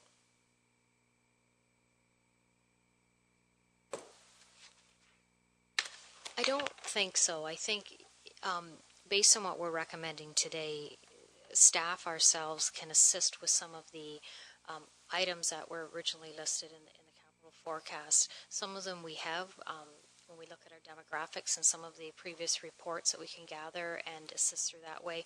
So we do have some resources already on hand that we can assist with some surveys and garnering some information. So we're hoping that once we go through this tender process that we're still going to be in that position where we are ready to be shovel ready. It's a difficult question to answer until we do go through that tender process, but like I said, with some of the resources we have on hand already, we can complement to what we've been identified that we should be doing in the original request of the $250,000. Vice Deputy Mayor Huber. Thank you. Through you, I appreciate that you said tender process. Could you just assure me that this is not a single source purchase from a particular architect? This will go out to tender. There will be a process that provides opportunities for a number of people or companies to apply, and there'll be a review process, etc. Yeah, absolutely. There are a number of companies that are in the business of designing pools that will be itching to get in on this project with us. So there'll be a competitive process for sure. Deputy Mayor Charbonneau. Thank you, Mr. Mayor. As you recall, the pool report we got earlier this year envisioned, in fact, the consultant who we employed at that time envisioned the potential of having less than buildable drawings, a higher level conceptual design completed. And this, I think, is an ample amount of money to do that work. And that is really, at this stage, the most important thing to do, because what we want to be able to do is go back out, ensure that all the details that we want in the structure are there, that everything is encapsulated in one picture, and that's something that we could present and put some numbers around. We don't want to, if we are lucky enough to have access to funding, which is no guarantee, but if we are lucky enough to have that access, we'll want to have a project that we understand completely what it is, and then we can do the design drawings after that. We've gotten in trouble in the past going out into projects where we didn't have that complete concept and then had to conceptualize it after we'd gotten the grant money, and that was a bigger problem for us. So I think this is the right approach, an approach that will still work and will get us where we want to get in the end, and is in keeping with the recommendations we received earlier this year as well. Thank you, Mr. Mayor.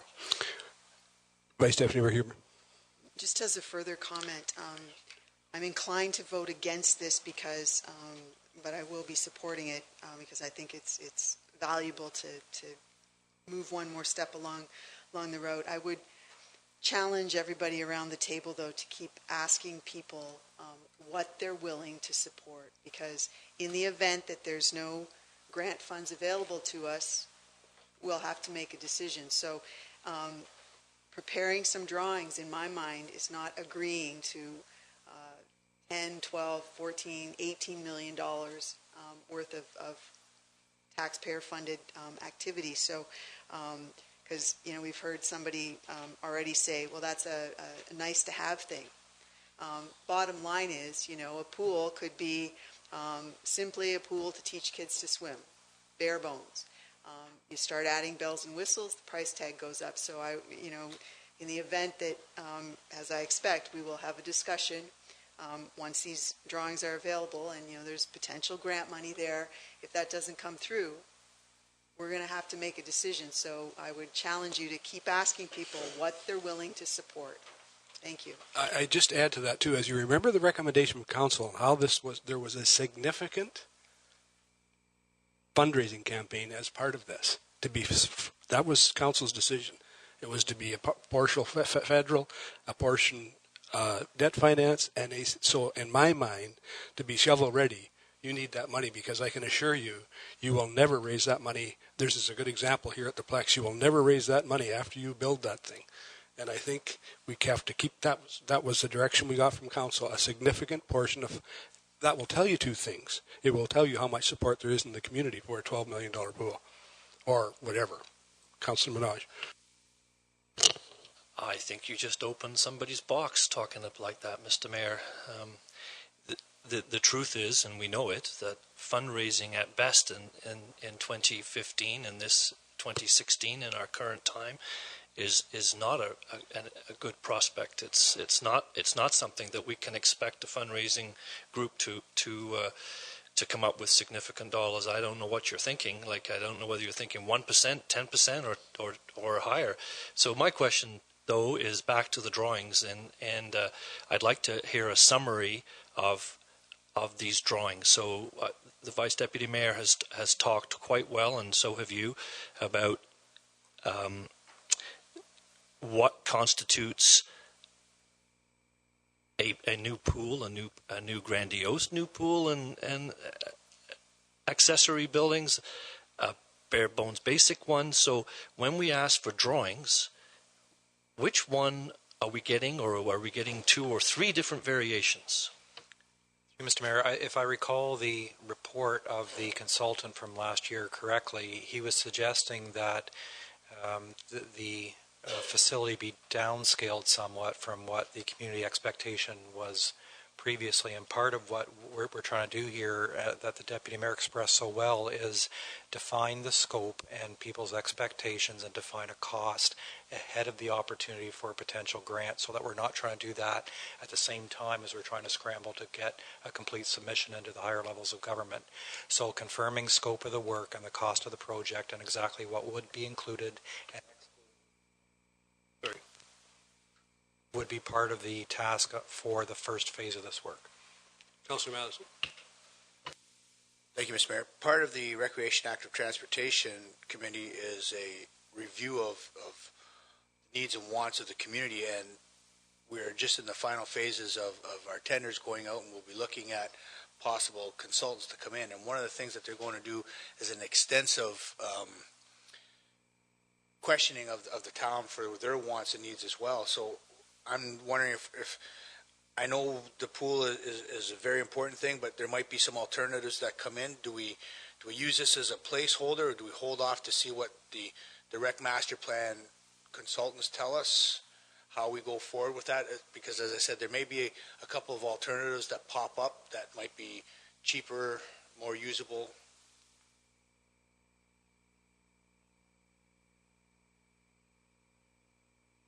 Okay. Further comments? Because the question now is, do we include $150,000 out of future capital reserves for drawings this year? I agree with you, and I guess we could leave this money, you can leave this money in and then wait until you get that answer before you go to those, if that's one way of dealing with it, or you can take it right out, or you can approve it and go ahead and then see if you find something different through the master plan. Councillor Myatt. Mr. Mayor, we spent, since 2007-8, and as recent as again last year, there was a consultant's report came out with some very specific recommendations how we should move forward with a scaled down version. And I'm just reluctant to back off of that recommendation that was made last fall. I supported it at that time, and I supported it still today. And as we move the one step further, as our Vice Deputy Mayor alluded to, it's just one step further, one step closer towards, replacing an aging facility. And if we are fortunate enough to receive provincial funding, and it's a big if, I understand that, it's a big if. 10 in a row we've been turned down. So I think there needs to be some serious, very serious lobbying happen over the next 6 months, 9 months. But I just think it's one step closer towards the replacement of an aging facility, and I like to just go back, reflect upon what our consultant recommended last fall when he decided that pending provincial federal funding, we would move forward. And so I think it's money well spent. It just takes us one step closer. And if we do turn it down, I just again think we're sending the wrong message out to those people that support the pool. I understand there are people that don't. I understand that. But there are a whole lot of people that do support it. So I know it's a difficult decision around this table, but I'll be supporting leaving it in. I just think it's one step along the way with our planning process. So thank you, Mr. Mayor. Any further comments? Councillor Madison. Thank you, Mr. Mayor. I'd move then that we leave this in here, but nothing is done with it until the rec master plan report comes back with the options that could be brought forward. As I said, there could be some alternatives that could be cheaper that will get us exactly what we want, and then at that time, we have that money as a placeholder to go forward. Just additional information surrounding that idea is that the expectation is that the Recreation Master Plan won't be here till the fall, which chances are by the time it makes it to the table will almost be at the start of the 2017 budget process, just for information. I think the key thing for council to do is decide whether or not this is something it wants to proceed with, and then we have to turn it over to the administration to decide how to organize that in the best interest of the municipality. I think for us, do we want this to be a 2016 project? I do, so I'll support it, and I think that however that rolls out, the rec master plan, other things, I think we can count on the administration to determine the best way to proceed with this so that we can get the information we need on this subject. And so I support. I would flatly supporting the 150,000. Okay, so I think we had some good discussion. I'll ask the question. All in favor of the recommendation, which is $150,000 from the future capital reserves in 2016, and defer 100,000. Hang on. All right, all in favor. Opposed. That carries. Guys, it's usually me on to get out of here. The next item then is the pool painting of the walls, and it was suggested that we put $20,000. It proposed earlier $20,000 from the tax levy, and the recommendation is that we defer thus $20,000. Vice Deputy Mayor Huber. This is just a question through you.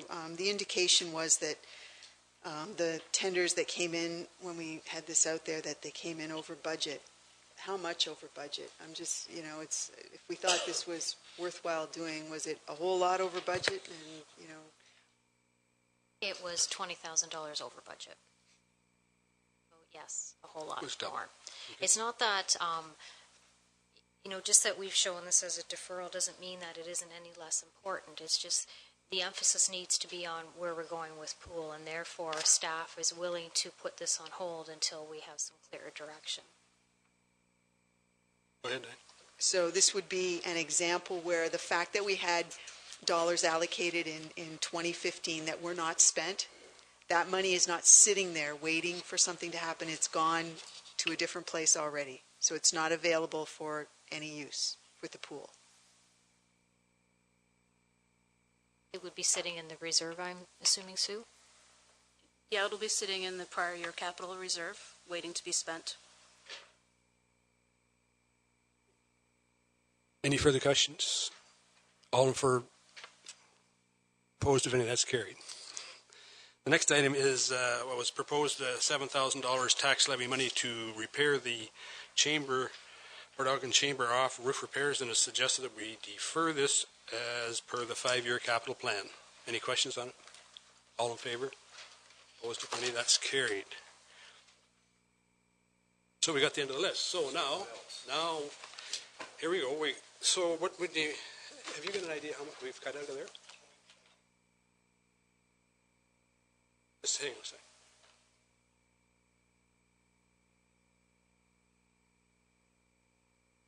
The municipal levy increase right now is down to 9.25% with a blended rate of 5.48. You guys are tough to deal with, I'll tell you that. So, do you want to take a break and then come back and do, why don't we do with these other capital requests and finish capital, and then we'll take a break. Vice Deputy Mayor Huber. Okay, it's a two-part thing. What you just said to me about the dollars that had been allocated for painting the pool walls, and Now they're sitting in the prior year capital reserve, but the fact that that project is not going to happen, so technically those funds should be going somewhere else. Where I'm going with this is that the town hall in Southampton, the Southampton Town Hall, also had a project that wasn't realized last year. So I'd like to make sure that the funds allocated for the replacement of the stairs at the town hall are still available. And I think that it's time that we actually, stepped up about the Southampton Town Hall. We removed the lighting around there. There's a need for a lighting plan. The elevator, it's my understanding there were some issues with the elevator very recently, and probably the next time there's an issue, that elevator is not going to work anymore. The bathrooms at that facility are terrible, inside and outside. And of course, there's the bigger issue of the library next door. That it's nice that we're going to fix the roof there, but that's a bigger project. So my question becomes: are the dollars still there to fix the stairs? And is that a potential project for 2017? And then beyond that, we've got a big anniversary coming up in 2017, the sesquicentennial in Canada. We should be planning for a couple of legacy projects, 2 if not 3, one in Port Elgin, one in Southampton, one in Saugeen Township, that give us a chance to create something that will have a magical thing during the 2017 year, but will be here for the next 100 years after that. And the Southampton Town Hall has been sitting there for quite a while, having had reports and this and that and whatever. And I realize that, there wasn't a request in here, but I want to make sure that those funds are still there to fix the stairs.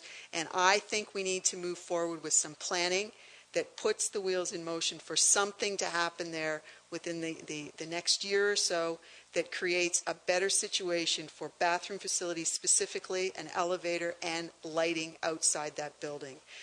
And we have to deal with the library too. So I don't know where to go with that, but my first question is the money still there for the stairs? Are we going to do our best to get those stairs replaced this year?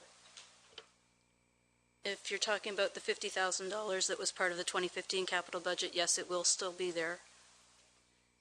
And there's a 2016 additional amount of $80,000 to be added to that. So a total of $130,000.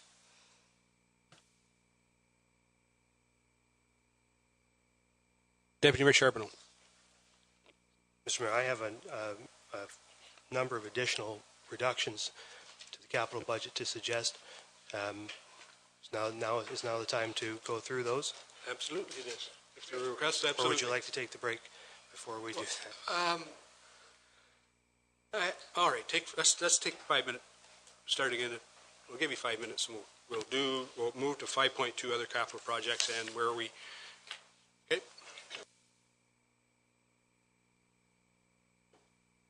So.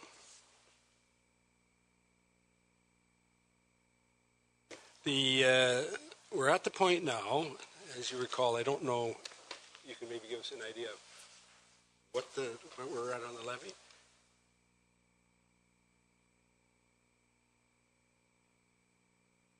Was 9.25 on the municipal levy with a blended rate of 5.48 is where we're at right now. So, suggestions for Deputy Mayor Charbonneau. Thank you, Mr. Mayor, and I do have a few suggestions for further reductions, and these don't all make me very happy because some of them are things that I have pushed for, but I feel need to be deferred this year. The first item is under administration, which is one that I don't mind deferring, which is refinishing of council desks, which is still in the recommended 2016 budget for $5,500. I would move it be removed, Mr. Mayor. Or deferred.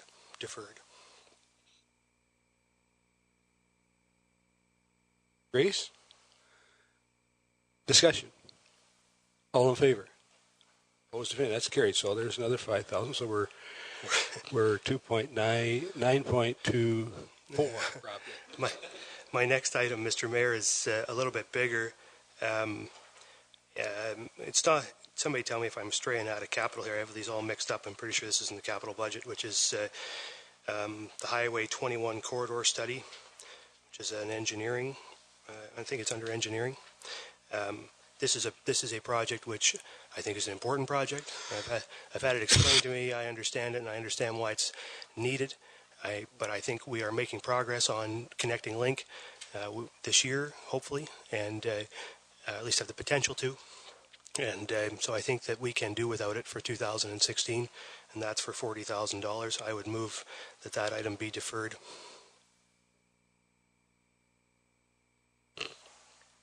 At some point, it will be important to look at the timing plans, to look at the traffic flow patterns along Highway 21. We've had quite a few concerns by residents with the traffic timing at certain intersections, specifically in Port Elgin, that should be addressed at some point. That's what this can address, and also some of the other concerns brought up about the traffic coming onto the corridor from the side streets. So it's still, I agree with the Deputy Mayor there. It is an important project, and at some point we'll have to address that. So if we're going to vote on it, then I think we need a seconder. You would second it? Okay. Any further discussions? Councillor Minaj. So it's interesting what Stuart says, Mr. Mayor, because the official plan said about 10 years ago, if you didn't address Highway 21 and the potential for an alternate transportation route, I'll call it that, it would be total gridlock in the community within 20 to 25 years. So we're now pushing close to 50% of the way through that time period. So I sincerely hope that the study might be deferred, but we might keep it on our radar not too long. Thank you. Any further questions? All in favor? Yeah. Councillor Madison. So we've got another 40,000 out of there, so that's about 0.4%. If I can continue so then. We're down below 9 now. My next item, Mr. Mayor, is another item which I have recently been convinced is an important item, but one which again I think we can defer, and that is the site plan control bylaw review for $10,000. I think this item, it's been explained to me by the director and by the development services coordinator, and it's an important project to review this. I think there are other avenues, though, by which we can approach improving our planning and regulation service, our planning services. I think we should explore those through 2016, but I think that we can live with our site plan review process as it is today for another year. So I would move that item be deferred. Thank you, Mr. Mayor. Sir, well, maybe we should get a seconder if we can get one, and then we'll start to have some discussions on it. You'll second? Okay, Vice Deputy Mayor Huber. Councillor Grace. I have a question about, because I know that I have some concerns about the design of certain projects that have been going into town recently, both in Port Elgin and Southampton. And when I asked about this, and my concerns, the CAO responded that those concerns are properly addressed in the site plan control bylaw. And so I guess my concern there is if we defer this for another year,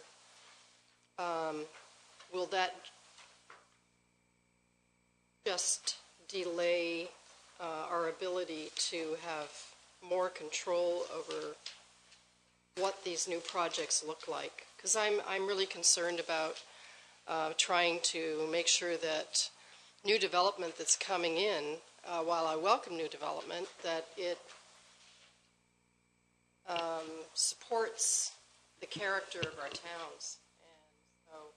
And so I would be uncomfortable supporting something that is going to undermine that opportunity. So I'd welcome a comment from... Mr. Mayor, I don't believe we could do the entire project in-house. The $10,000 that was here was, although not specifically tagged to a specific task related to this project, we know that through the zoning bylaw review, we've had to use some ad hoc consulting services for example, and we saw a similar need here. But I don't believe we could deliver a good product to you without some funding for those types of things as it occurs.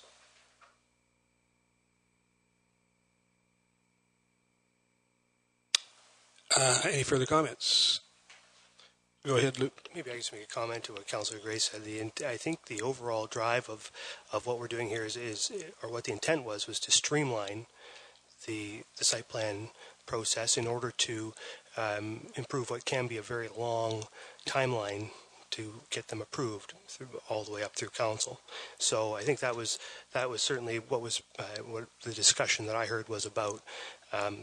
So I think that in terms of whether or not it would be a discussion of how or whether or not how council's oversight would look, or how we would impose expectations on how these designs would look. I think my understanding was it was less about that and more about looking at different ways to organize the site planning process, which is important in my view, something I think is important, but something I think we can do later. Thank you, Mr. Mayor. Councillor Mike Meyer. Are we still, so we're still on capital, right? Yep.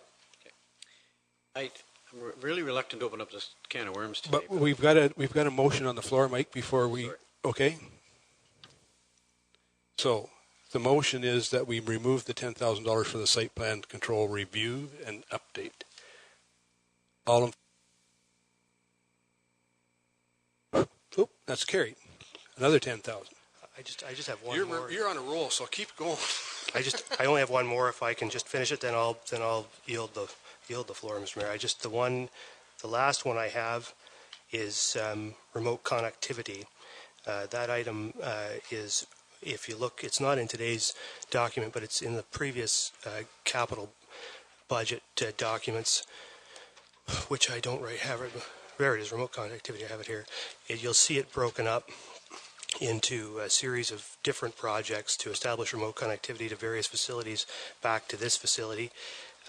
I would like to suggest, and if the administration doesn't think that it's possible, then they should let me know now, but I would like to suggest we could break this up because of how it's divided, and we could undertake the 80-foot tower at the PETC, which is what? What's the PET? The tourist camp, so the Port Elgin tourist camp, which is required to connect the harbor. That's an $18,000 project. It could be phase one of this. This is already broken into phases, but we could break it into more phases. So my suggestion would be that we reduce this by $22,000 and fund. So it's a $40,000 ask in the budget. We reduce it by $22,000 and fund the $18,000 to build the 80-foot tower at the Port Elgin tourist camp. So that will allow us to do the harbor and the rest of it in a later year. So is that possible? What I'm suggesting is not possible. Is that what I'm hearing? No. I was asking if there was anybody here in staff that could speak to the project. Can you? No, and I think we can't. I would move, Mr. Mayor, that we make the reduction of that we reduce remote connectivity project to $18,000. Thank you, Mr. Mayor. Okay. So a seconder, seconded by Councillor Madison, Vice Deputy Mayor Huber. I also had a question about this particular sheet, but I had notes from our first budget meeting, and there are three items there that total $29,000. I was under the impression that they were being moved to the harbor budget because they were specific to harbor, so they weren't coming from the levy. Has that happened? So the 80-foot tower, which was to connect the harbor, then Site 9 at the harbor, and then the harbor public Wi-Fi, that they were going to be incorporated into either a waterfront budget or a harbor budget. They weren't going to be with the tax levy situation. Well, then my question becomes, services that are very specific to the harbor should be part of the harbor budget and not part of the tax levy. Through Mr. Mayor, I recall that conversation and the commitment that we would do that. I'm just not certain if we've actually done the math to make that happen. But staff certainly committed to make sure that harbor expenses were shown funded from the harbor. Because if you changes, yeah, it's a different way to look at it, right? So Mayor, can I suggest then that the items, that would be Site 10 Rec Shop, Site 12 Pool, Site 11 Coliseum, that they be funded, continue to be funded by the tax levy, and that the remainder be funded through the appropriate either harbor or tourist camp budgets. So that would amount, that would be, that would take it down to $11,000 on the tax levy, which is a greater reduction of $18,000 or $28,500. Okay, and the seconder is happy with that. So, any further discussion? All in favor? That's carried. That's it for me. Thank you, Mr. Mayor. Councillor Mike Meyer. I just had a couple items, Mr. Mayor, and I'm not sure if this item survived. I spoke to it at the December meeting, and it was the McGrath Pavilion, where the Port Elgin and Saugeen Beach Association requested that council allocate $5,000 to refurbishing the underside of the roof at the McGrath Pavilion that needs work, and they were offering up $1,000, I think, or $1,500, and I'm just wondering if that actually did survive in the budget or not. I haven't seen it, and if it isn't, maybe I'll ask that question first. It's under additional requests. Did it survive though? No, it did not. So if I could make that a request, and I suppose I would request that be paid for it. The waterfront's a big park, and I'm just would like to put a motion on the floor if I could, if I can get a seconder. That is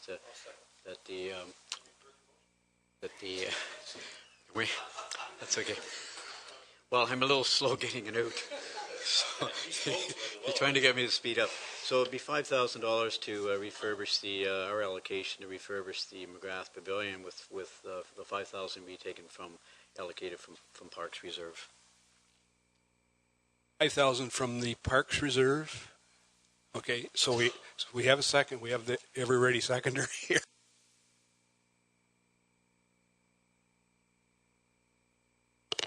Do we not have a reserve that is associated with the Beach Association? That there's some funds there that would that not be a better reserve for this particular project? There is a reserve that houses the Tourist Association That's funding. what I meant, yeah. I believe it's about 19,000.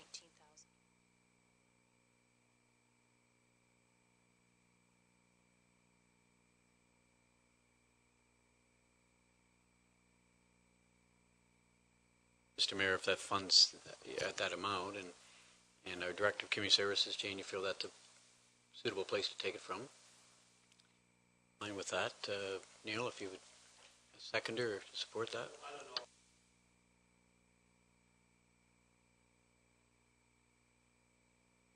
In that reserve, so is that your intent then to take it from that reserve, Mike? That's your motion, and are you fine with that, Neil? Okay. So, any further questions? All in favor? Opposed, if any? That's carried. So, Mr. Mayor, my second item was, I don't wish for a long conversation about this tonight. We're going into a long debate, but the Port Elgin splash pad, I know is coming up with a report in February, and Jane's coming forth. But I only speak to it because of the fact that it's not in the 5-year capital forecast. I'm looking at 2017.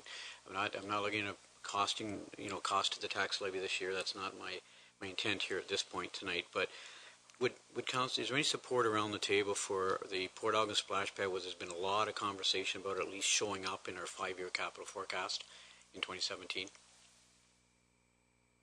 I think there's probably nothing wrong with that. I mean, we can put anything in there, Mike. It will eventually have to come back to this table before we get any agreement on it. But that's fine. Vice Deputy or Deputy Mayor, sure. Thank you, Mr. Mayor. And I understand where Councillor Myatt's coming from. My only suggestion would be that if we put a number in the long-term capital forecast, that will become the number that is out there. I just wonder if we would be wise to wait, as you mentioned quite correctly, Councillor Myatt, the director is going to be coming in a few weeks, hopefully, with a report on this, with the support of the Splash Pad Group. Hopefully, we're going to understand the scope of the project and all that. We're going to understand costing, and we're going to be able to we're going to be able to, as a group, hopefully, decide on what our contribution to that is going to be. And then at that point, we'll be able to say, here's Saugeen Shores' contribution to this project. and then we can put it in the long-term capital forecast, or we can do whatever. If we make that commitment, then we put it in the 2017 budget, and Bob's your uncle.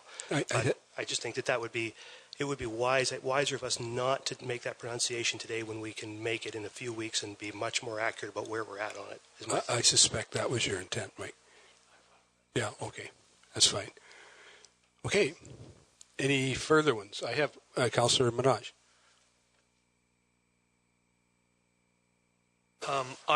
I wasn't at, and I didn't get to ask this question, but I'm going to ask it now, and it would be directed to Stu, please, Mr. Mayor, and it's to do with the miscellaneous traffic control and the Catherine Street program. They're both 100% funded through taxation at close to $107,000. So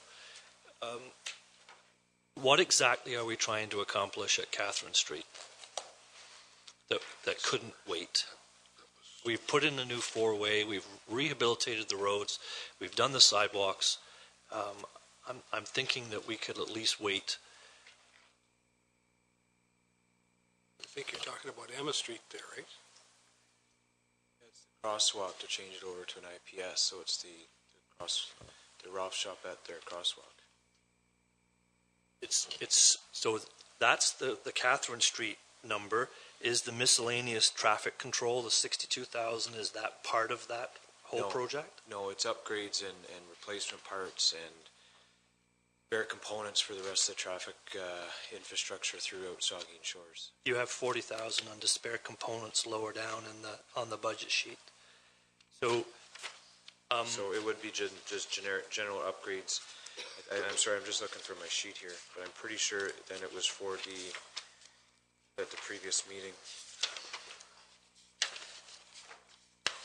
I'm not convinced. We did. I talked about this offline, I believe, with Stuart about the need to do a pedestrian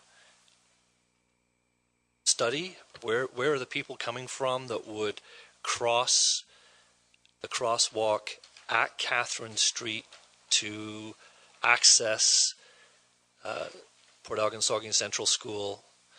I don't know about how we would do a pedestrian study, but I believe we could defer this for now until such time as we ask the principal or the school authorities where you're walking, where are people walking to come to the school before we move that crosswalk from near Ralph's on. We were going to move it right to Catherine, from Catherine. We were going to move that. So yeah, sorry, I hadn't got an answer in my head when you first asked, but I'm there now. So as far as the crosswalk goes, we had that discussion when we talked about the four-way stop.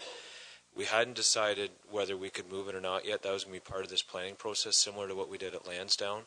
So generally we take a year to plan that process, find out where the best place to put it is, come back to council with a report saying, here's where we want to put it, here's the obstacles, here's the pros and cons, and have council decide on that. The second component was the miscellaneous parts, which had to do with replacements of light modules, pedestrian modules, that type of thing, so that we could keep them in conformance with industry standard on replacement years. It answers my question. I'm thinking that we shouldn't move that crosswalk. So if that's going to save $45,000. So the upgrade then to Catherine Street, which even if we don't move it, that's the last one that we need to upgrade. So we've done Morpeth, we've done Mary, we've got Clarendon Street in the budget right now that will be finished next year. So that's the last IPS in town that needs to be changed over. So I had it the cart before the horse. So we were talking also about moving it. So do we still need to upgrade it before we move it? No. We decide where it's going to go, we come to council for that approval, and then we build it in an upgraded fashion.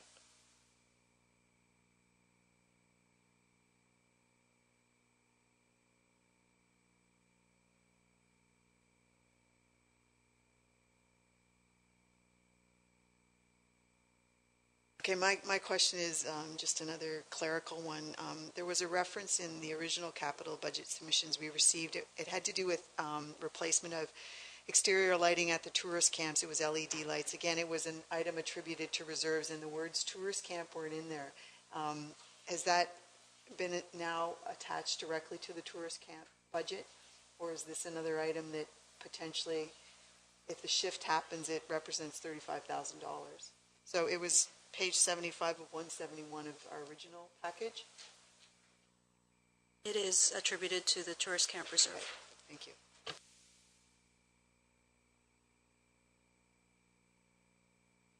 Deputy Mayor. Thank you, Mr. Mayor. Back to the Director of Public Works, if I could.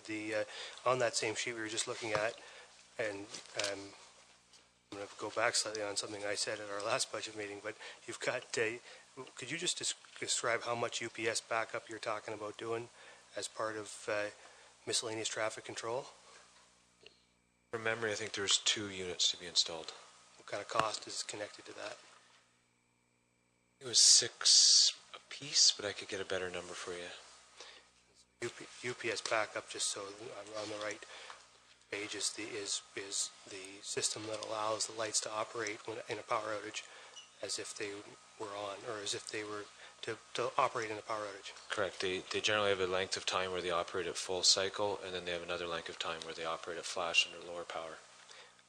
Mr. Mayor, I would move that we ask the Director of Public Works to defer UPS backup installation in 2016 and achieve what savings are connected to that. I think that is something, again, which is important, and the Director of Public Works is right to put it in the budget. He's right to put it in the budget every year, but it's one of those things that we can safely navigate intersections when the power's out, treating them as four-way stops. We do it in lots of places all over town, and we can continue to do it. So I think we have deferred it in the past, and I would like to defer it again. Thank you, Mr. Mayor. Okay, second. So maybe we should see if there is a seconder before we're going to talk about it. Anybody going to second that motion? Second by Councillor Madison. Okay. Could I just ask Sue to give us a tally as to where we're at with the past 4 or 5?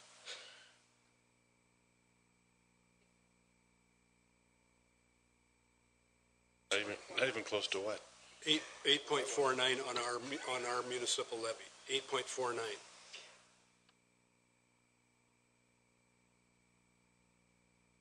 So the question is, then you're going to defer it, and it's, what is it about? How much was it?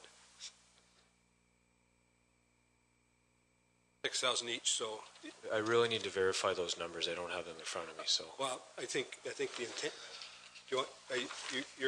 You just want to defer it. And you're My not care intent about is to defer the UPS backup installations and take what savings there is, and hopefully the director can verify that before the end of the evening.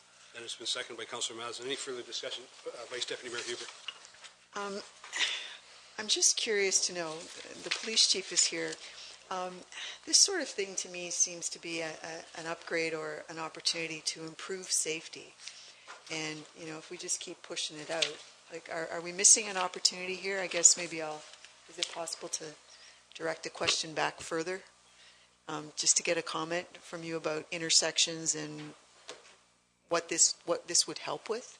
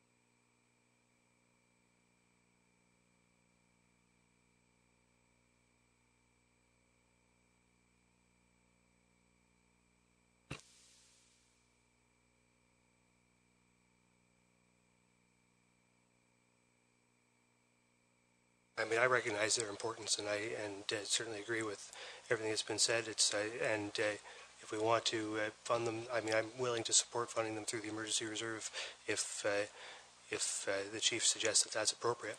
So, okay. Second that? Okay, we had some pretty good discussion on this particular motion. Any more? You want? I was going to throw cold water on it because the last power outage we had, they were exhausted. The units were out, and we had dead lights everywhere, and the police were busy doing other things, and the traffic was doing whatever it wanted to do. So we have a human performance problem with the public. It's not necessarily we're not going to. Yes, it's a safety thing, and yes, we're going to save some unfortunate incidents. But really, if we don't understand that when there's no power at a stoplight, you stop as a four-way stop, then we're in trouble. Thank you.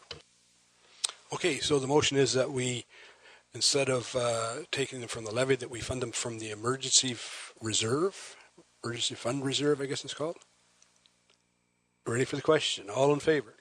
Opposed, if any? That's carried. So, Vice Deputy Mayor Hubert. Thank you. I would appreciate some clarification about the item that is the $1.4 million worth of debt associated with the waterfront master plan. Once an item is here and it's on the capital budget and it's debt, it will continue to show up for years to come as part of the operating budget. So this is a commitment over a long period of time. I'm not completely sure of how to read the numbers across the bottom of the sheet. So I do understand that in some ways this is a placeholder, which gives some flexibility for planning and that kind of thing. But to make a decision today or tonight to agree to $1.4 million of debt associated with the Port Elgin Main Beach waterfront, or Phase 1 and Phase 2, I guess, is the way it's described here, without specifics, I'm struggling with this, but there is a comment across the bottom that's showing, I think, it looks like $600 this year, and then $160,000 in 2017. And can you just explain to me how this would potentially play out over a period of time in terms of budgetary impact? Well, I'm on page 84 of 171, actually, but you could maybe reference a different page.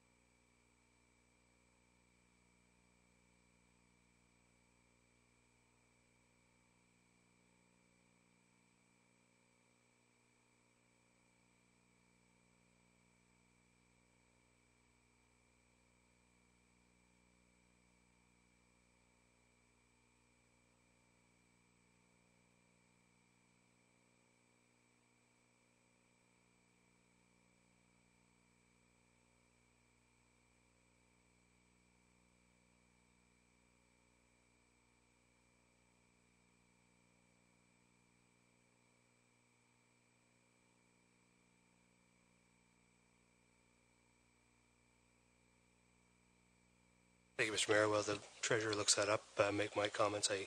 First off, in order to incur for that scenario to occur, you'd have to spend the $1.4 million, and spending in each case, spending that money will require another set of approval from this council to approve the projects. But I mean, I understand what the Vice Deputy Mayor is saying. My viewpoint is that we don't ever get the designs. We don't ever get the plan until we put some money to develop it. And I think that we need to set the money aside to fund an initial phase of this. And then we can make decisions. Council can decide when a major portion of that project, of the proposed Phase 1 project, is the washroom facility there.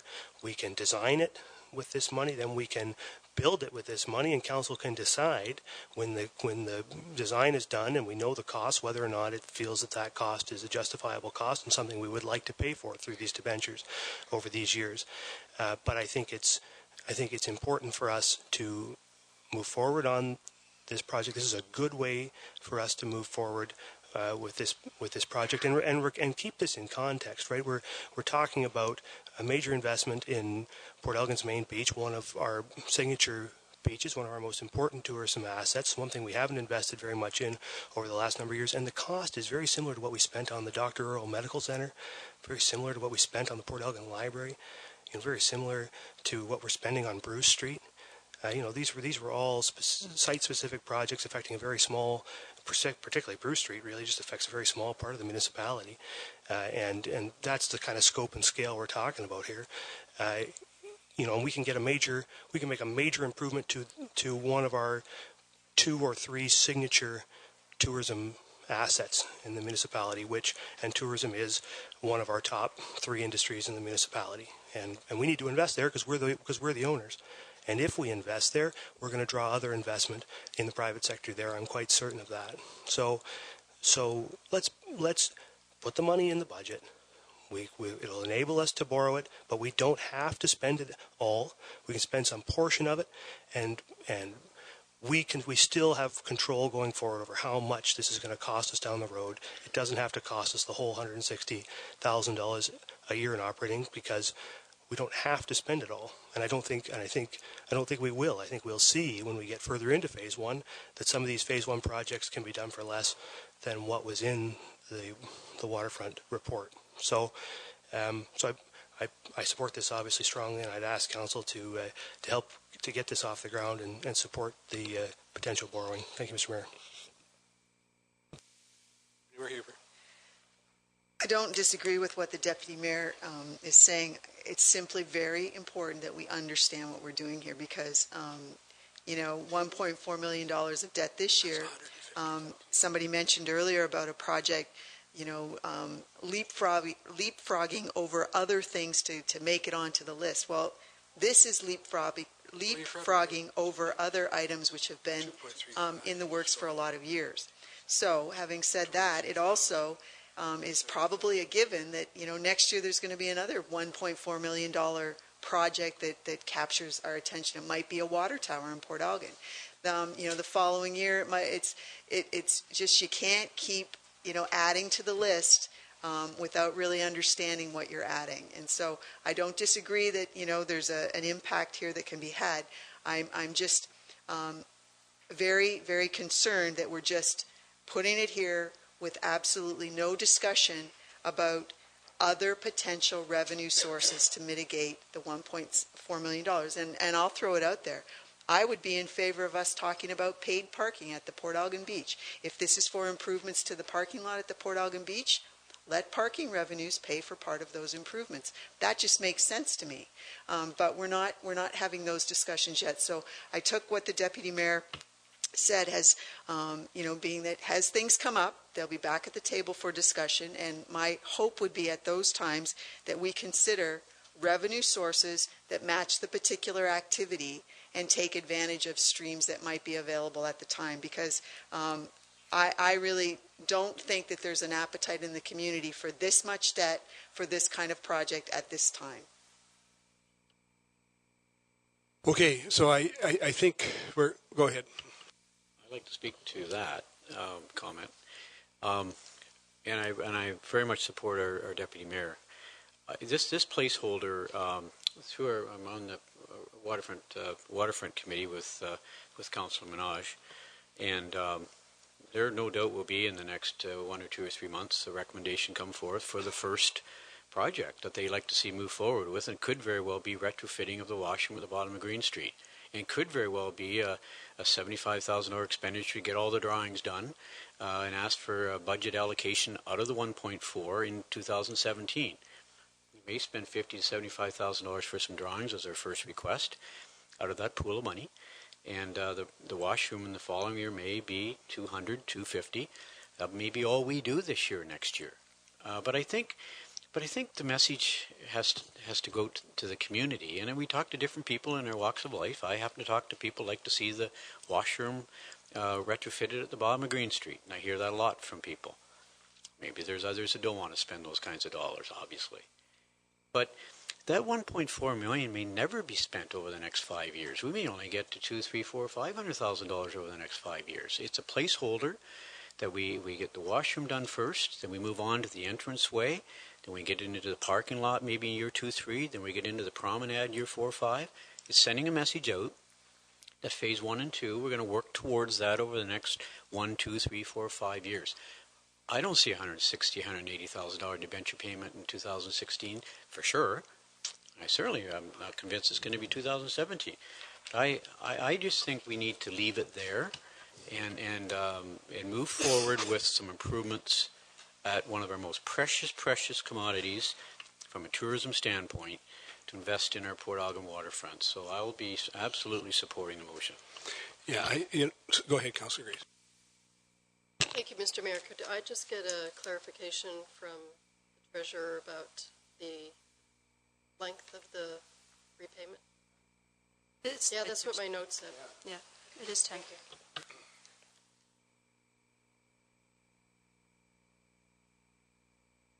No.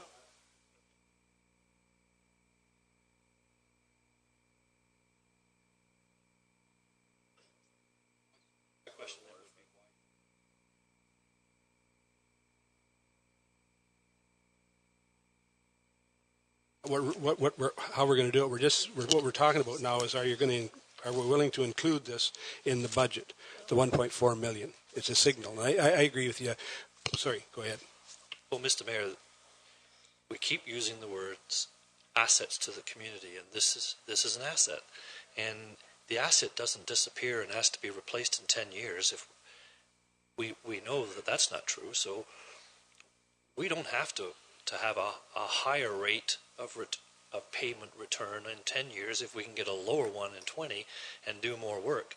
I mean, I heard Mike say 4 or 5 phases over 4 or 5 years. Personally, I think I'd like to bite more of it. I'd like to get more of it done in a quicker time period, so that's my opinion, and I'll be in favor of it. Thank you. Okay, yeah, I think under the understanding, I mean, we're going to come back with this, but this is a pretty big signal. I agree with it. But in the context, I mean, we've got a police chief sitting there wants we've got a whole other bunch of capital needs out there, and we come to discuss this. I think we need to keep that all in mind because there is a limit to what we can spend and what we can borrow. And I think it's all picking priorities about, and we'll have that discussion. I have no trouble with leaving it in there. Seriously, I don't, simply because we'll come back here. It signals something that we're going to invest in it, but I would not support spending that kind of money on the waterfront in the next 2 to 3 years, I can assure you. But we can have that discussion beyond time. Anyways, I think we need to say, the question is, or leave it in. There's no decision. Yeah, there's been nothing to take it out, so it stays in. Okay. Any other changes to your capital budget? Go ahead, Dave. Is the funding to the Saugeen Rail Trail Committee at capital? No, that's operations. Thank you. Okay. Let's move on and see where we end up. So we're going to go back to the slides? Yep. So just an update, we are currently at 8.4 on the municipal levy, 5.1 blended before we get into operating. So some of the revisions that we've made to the operating budget, I was able to finalize the actual growth number for the current year, so that's gone up from our original estimate of $188,500 to $205,000. We also received a donation for transit of $8,000 late in 2015, so we are applying that against SMART costs for 2015 or 2016. We have added back the money for the Lake Huron Center for Coastal Conservation. We did approve at the last budget meeting the increase to the rail trail funding, so that has been included in this budget. We moved the funding for the contingency for the organizational review to tax stabilization reserve. We have deferred the training officer in the fire budget. We've put the bylaw officer hours back down to part-time. It had been proposed at full-time. And then a number of other tweaks, small dollars here and there to some other budget line items in various departments.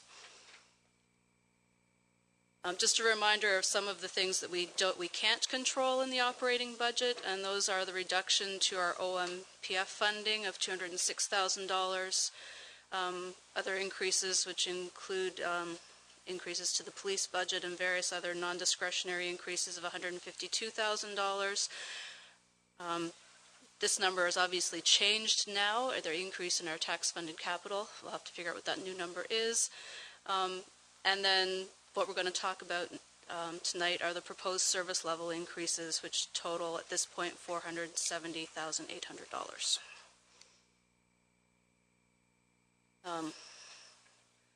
So when we started this, we were at 9.65 on the municipal levy. As I mentioned, we're down to 8.4 and 5.1 on the blended rate, which right now is an increase of $149.67 to the average assessed household. So the changes that we are proposing to the operating budget, and none of these are included, you will have a chance to review all of these. 2 new positions in community services, a parks manager and a business manager based on the organizational review recommendations. Some of the other ones we talked about, we've changed some of the amounts, and like I said, we'll go through each of those individually so council can discuss them. And at the bottom of each sheet there is an indicator to say whether we're going to put it in the budget or take it out of the budget. So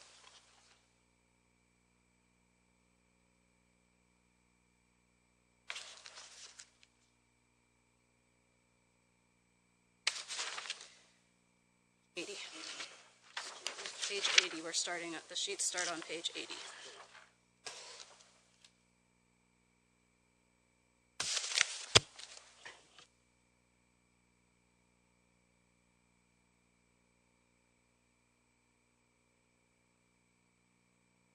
Is an increase of $44,800 proposed increase for the addition of a community development officer.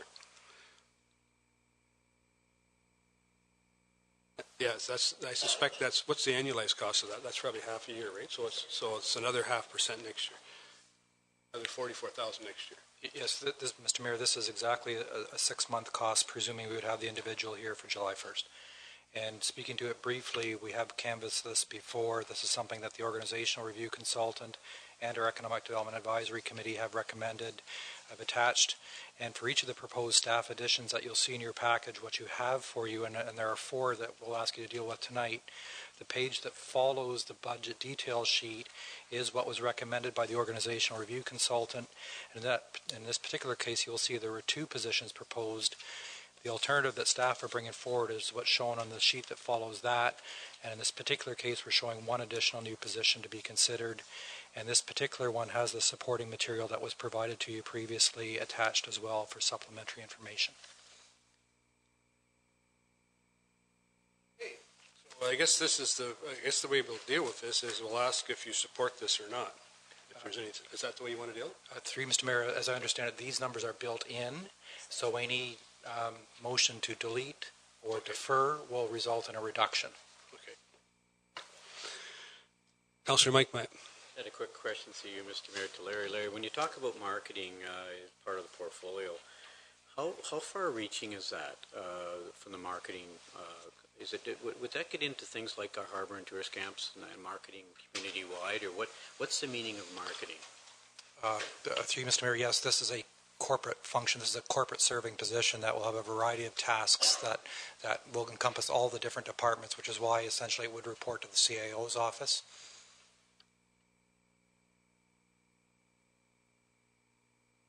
Deputy Mayor Charbonneau. Thank you, Mr. Mayor. I support the addition of this position. I think in particular over the next few years, this is a critical role for the municipality to have as we see a large investment coming into the region, very large investment coming into the region. The town of Saugeen Shores has a particular opportunity to work with our local partners here in various businesses, particularly in the development business, people who have a lot of skin in the game in attracting people to this community, and the business community, to get our share, maybe even more than our fair share of the business that's going to come out of this major investment in this community. And so I think this is a prime time to have a person in our administration here working this file and full time. And I think it will benefit the municipality intensely as we see $13 billion coming into the region. Thank you, Mr. Mayor. Councillor Grace. Thank you, Mr. Mayor. I also support this. And I think with the deferral of the Economic Development Master Plan, we can look at this, if we leave this individual in our budget, we can look at that as being an opportunity to really work on that and tweak that and use those skills to prepare a better Economic Development Master Plan. And so, yes, I support this. Thank you.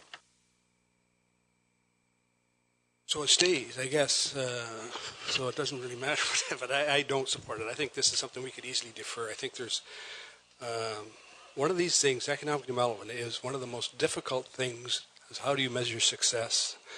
And you know, how does this person tell us that they've had a success? And it's virtually impossible to do that. I know we've had them. We've had some experience before with economic development officers full time.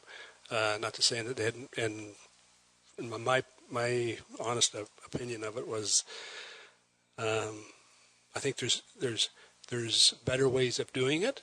And one of the ways, I think, is reducing your tax or keeping your taxes as low as you possibly can, and streamlining your planning your processes so that people really want to come here. Because in any case, it doesn't look like I'm going to get much support for this anyway.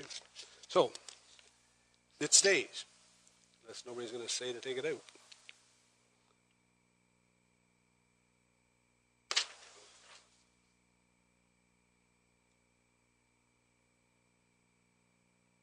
Municipal Heritage. Vice Deputy Mayor Huber.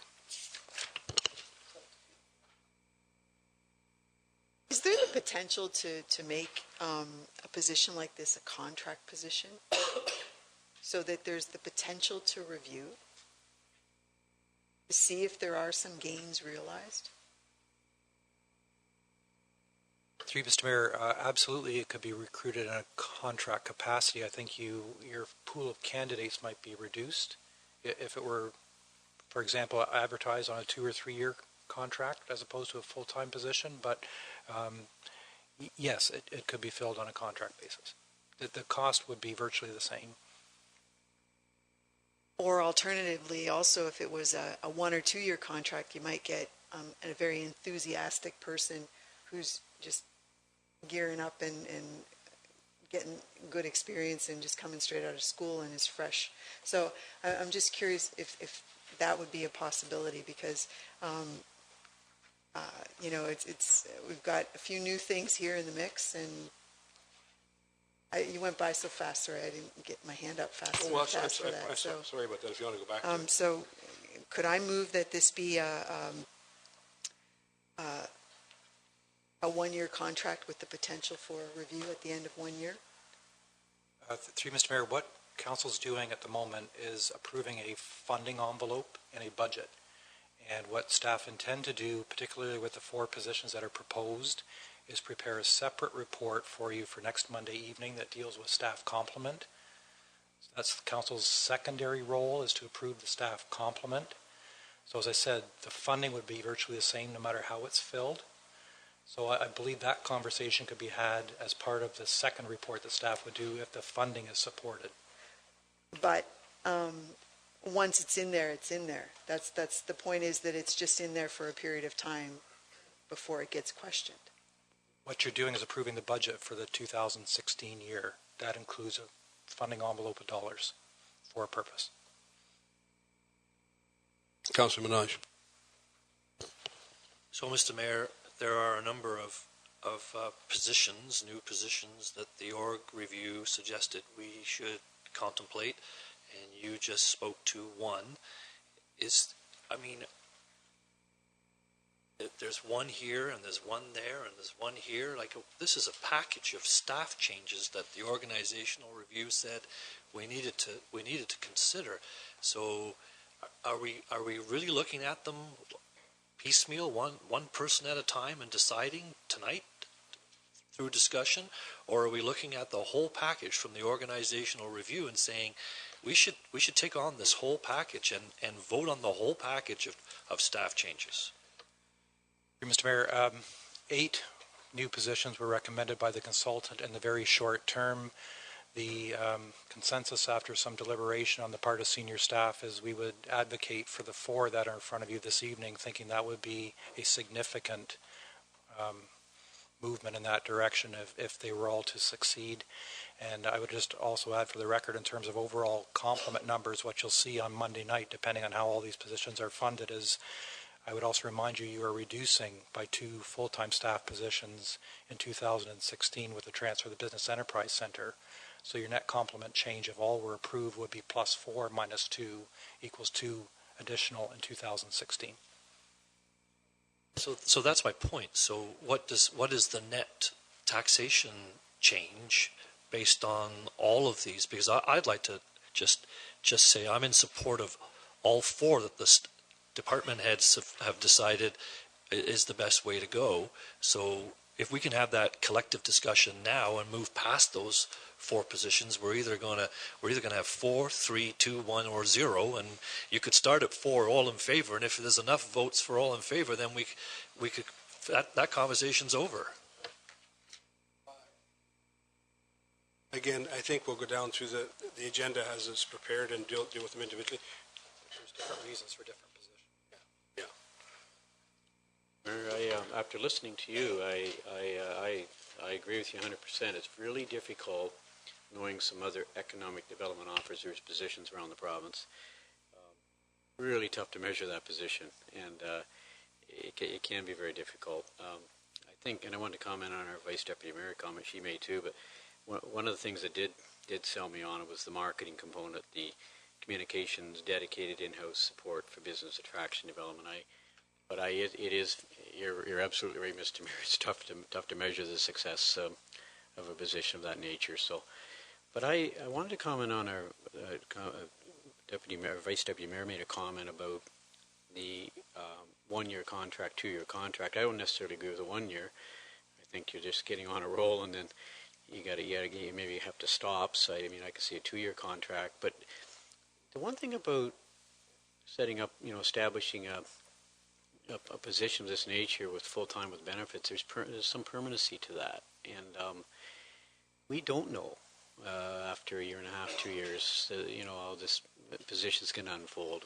Hopefully it'll bring a lot of good success. But I also am in favor of a year and a half, perhaps not so much a 1 year, but perhaps an 18-month, 2-year contract. Just because I think that contract says that the end is in 2 years, and maybe it hasn't worked out. So will we be able to have that? I think we really need to discuss that. Yeah, I think, go back to what the CAO said, is we're only deciding on the funding envelope.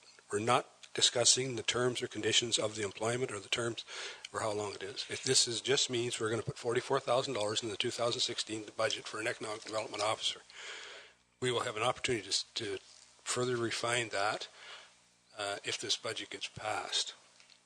But anyways, I don't see any motions to take it out, so we'll move on. Pardon?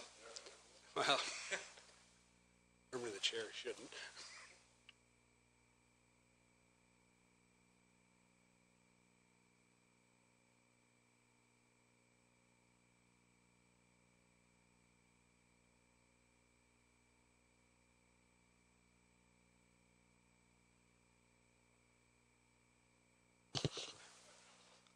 So is there any motions on this issue? Mr. Chair, I would move that we remove this funding, $45,000 or $44,800 from the 2016 budget. Motion moved by the mayor. Is there a seconder? Seconded by the vice deputy mayor. Is there any discussion? Councillor Grace. Thank you, Mr. Deputy Mayor. I noted the mayor's comment. One of his concerns about this is the difficulty in performance measurement of the position, and I guess I'm wondering how other department chairs and heads their performance is measured, and I think it would be equally difficult. I think it's really important for us to give this a chance. We have a very vital, very skilled economic, development advisory committee, and I think we need to at least capitalize on that energy, those skills of those people, and dedication, and give support to try this out. If it turns out to be a contract position, fine. But I really, I'm going to support keeping this in. Thanks. Further comments? Councillor Dave Mayette. Thank you, Mr. Deputy Mayor. I too am in support of this position. This Economic Development Officer, as it was first called when I was first introduced to the concept, was brought up at our Economic Development Advisory Committee, who were very much in favor of a position to do the economic development piece. But this was before we saw the recommendations from the consultant. When we saw the recommendations from the consultant, it elaborated on that position, not just being one of an economic development function, but also communications function that would help all the departments, because we clearly saw through the feedback that all of the departments were doing their own thing and there was fragmentation, and this is a position that's going to bring them all together, so all of their communications are going to be streamlined through one person. It's going to be an assistant for the CAO to keep those communications open. It's a marketing function in there, so the blending of all those things just really reinforces the need for this, not just from a community development point of view, which is my first interest as a member of the Economic Development Committee, but when I see what this position can also do, I think it's vital that we keep it in, and I will be supporting it. Thank you. Further comments? So I guess we have the motion. It's been moved and seconded. And the motion is to defer the $44,000, or remove, I suppose, to remove the $44,000 for this position from the 2016 budget. So I'll ask, all in favor? 1, 2, 3. Opposed? 3, 4. That's defeated. Thank you. Thank you, Mr. Mayor.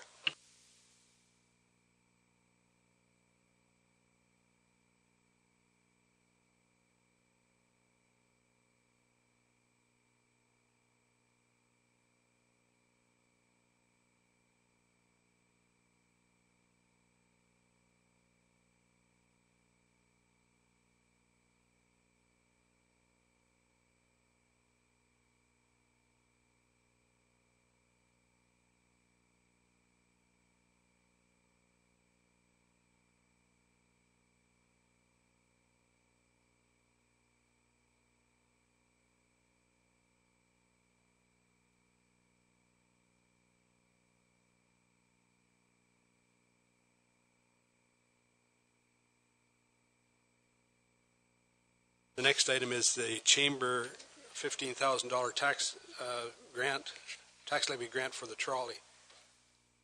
Developing trolley stops and opening, cleaning, and so it's total financing of $30,000, but $15,000 is, my indication here says tax levy, $15,000 in kind. Okay? If there's any, to remove it, you move that we remove the $15,000? A seconder for that? 30,000, the entire 30,000, sorry, yeah. Anybody would second that? Ask again, anybody second it? I guess it stays. Questions? If you want a question, if you want some clarification on it, sure. Is there any reserve fund that we could take this out of instead? BIA is looking forward, the chamber is looking forward to this being something along the lines that will draw both towns, tourism, attraction. Is there a reserve fund that this would be better applied to rather than a tax levy? Through Mr. Mayor, it's an ongoing expense. We wouldn't recommend funding an operating expense from a reserve like that.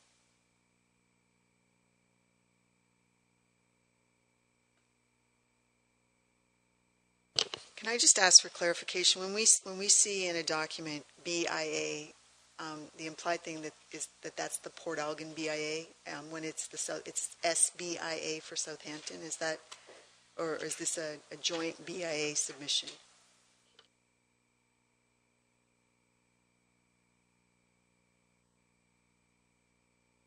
Sorry, Councillor. Actually, I think that the initiative really came from the Port Elgin BIA and was presented to the Southampton BIA, but which they support, I believe. Yeah, I think it's a joint that both BIA support. Go ahead. Any comment there? Sure. Thank you, Mr. Mayor. One thing important to note here, this was presented to us through our Economic Development Group by the BIA, and their vision is that in the first year, there would be no charge for riding this trolley. It's going to be a free service, but they didn't rule out that in the future, there could be a nominal ticket sale to go along with it, which may offset some of the operating costs, such as cleaning the trolley, maintaining the stop. So this might not be something that we're buying into forever and a day. Councillor Grace. Because I thought we were charging a loonie. No? Okay. Yeah, it's a chamber BIA project, so we're not charging Well, anything. They may or may not. I don't know. I think our request here is, I think we need to be comfortable with the $30,000, 15 in levy and 15 in kind. And if there's nobody moving a motion to remove it, Vice Deputy Mayor Huber. Can I assume then that this is not, that every year we'll have a chance to speak to this? It's not assumed that it's just an ongoing thing, that'll come up every year again? I suspect it'll be presented in the budget, and we can discuss it every year, as we can anything in the budget. Just in response to that, thank you, Mr. Mayor. I believe the vision is that at some point in time, this will be a self-sustaining operation. Okay, so I think, we're clear that that is an item, unless I have no motions, that's going to stay.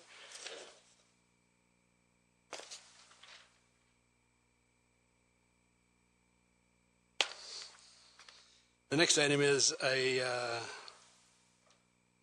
$20,000 for a 2017 or 150 Canada 150th funding. Deputy Mayor Charbonneau.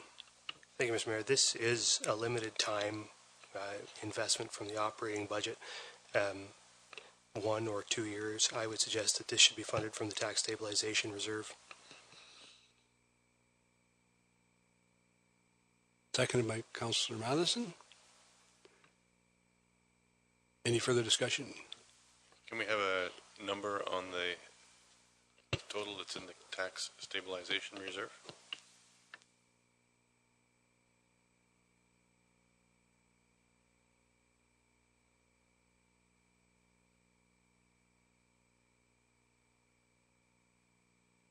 Currently projected to be at about $97,000.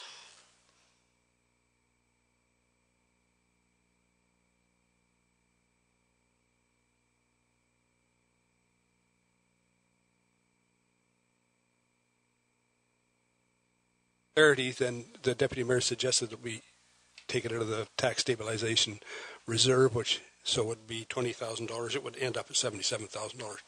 Go ahead. Just make the comment, Mr. Mayor, that council should commit when there is a operating or capital surplus or both, which there's likely to be in 2015, that money should go back into the tax stabilization reserve to replenish what we've drawn out. If we do that, I suspect that we'll end up in a better situation in that reserve than where we started. So that's, for me, when we make these draws, those surpluses have to go back into that reserve. And I believe when we set that tax stabilization fund up, reserve up, that was the intent, that the surplus would go in unless otherwise directed by council. Okay, so the motion then is that we fund this out of the tax stabilization reserve. All in favor? It's carried.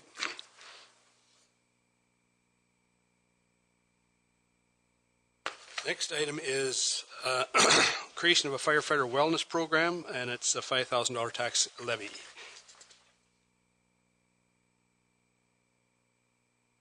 Don't see any. Okay. The next one is downtown facade grant program. And there's a suggestion that we put $10,000 in for a grant program for Deputy Mayor Charbonneau. Mr. Mayor, it pains me to do this because this is something I like a lot, but I would move that we remove this item from the 2016 budget. Seconded by Councillor Dave Mayette. Questions, Councillor Grace? Yes, thanks. How much has this been used in the last? We have not had a, we did, I think, offer a loan program for, but and I don't even think there was any takers on that. This is not unlike what the county does with Spruce to Bruce, and there's about $350,000 annually in that Spruce to Bruce program that the county has prepared. Vice Deputy Mayor Huber. I don't agree with the Deputy Mayor's motion. This is, we created these downtown revitalization activities and did some, focus groups, and we've been talking about them for years. The CIP stuff was a couple years in progress for both Port Elgin and Southampton, and we created these opportunities on paper anyway for facade grants and loans, but we've never funded the program to see if anybody would even take advantage of it. I think it's time that we did that. Any incentive that we can give a downtown business to spruce up the front of their building, I think it will be tripled in investment from their side. And we created this stuff years ago, but we've never funded it. It's time that we put some money in there and just saw if people were willing to take advantage of the opportunity and match funds or however we come up with how to give it out. So I disagree with you, Luke. Just a comment, like I said, the county does and has had for a number of years, started out at $150, quickly went to $350,000. 25% of that is funded by the taxpayers, Saugeen Shores. Just make a comment. It isn't entirely accurate that it hasn't been funded. We created these community improvement plans. They created the legislative framework which enabled the Spruce to Bruce program to operate inside the towns of Port Elgin and Southampton, and they have put money on the ground and invested there. Would I like to see Saugeen Shores be a participant there? Dollar-wise, yes. But is it something that is absolutely necessary or indispensable in this moment? It is not. And I think that there's lots of other ways that we can incentivize business. The mayor talked about some of them, and I think that it's a program I've been behind for a long time, but I just don't think it's something that we can't dispose of for this year. And given our situation, we need to make some of these cuts. Thank you, Mr. Mayor. Mike Myatt, I think I get the question here. Sorry. I'd like to support that it stays. I think, as a matter of fact, I think it's imperative that it stays. And I just think we've got a new economic development person coming on board, working with Chamber, working with downtown business, working with attracting new business. I think any improvements we can make to our downtowns through the facade program, we keep cutting it. And I think by cutting it, we're sending the message out again that, basically, I support what you're saying, Vice Deputy Mayor. I think it's very important that $10,000 stay in, and I know our Deputy Mayor supported that over the years, and I know it must pain him, but I think it's something that needs to stay in. Okay, so I'm going to ask the question.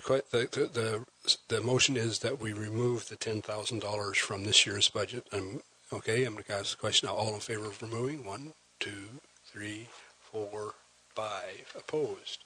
1, 2, 3. So we remove it. The next item then is increased transfer to the bridge reserve as outlined on the bridge fact sheet, and it's a tax levy of $90,000. Timmer? That's just to be clear. I thought that was actually a reduction from 2015. It's not an increase, is it? Because we put 100,000 in the bridge reserve in 2015, and this is recommending 90. Am I miss an additional $90,000? That's what we're understanding. Sorry. So the current operating budget includes a $190,000 transfer to bridge reserve. So it's what this is showing. It's 90,000 more over last year. Just explaining the service level increase. I think. Sorry, Mr. Mayor. Go ahead. I think a reduction of to some extent from this reserve transfer is going to come into play here. I think that I don't think we want to go all the way back to where we were in 2015, but taking $45,000 or $50,000 out of this reserve transfer is, I think, probably appropriate. We can if we can continue to advance the size of this reserve over a couple of years and gradually get there, I think that's a good approach, and one that helps us position ourselves where we need to be in terms of the levy. Councillor Grace-Soy. Okay. Thank you, Mr. Mayor. Just a question on page 95. We maybe ran into this last year too. On the chart, the with connecting link funding and without, should that be reversed? I just marked it up myself. Sorry.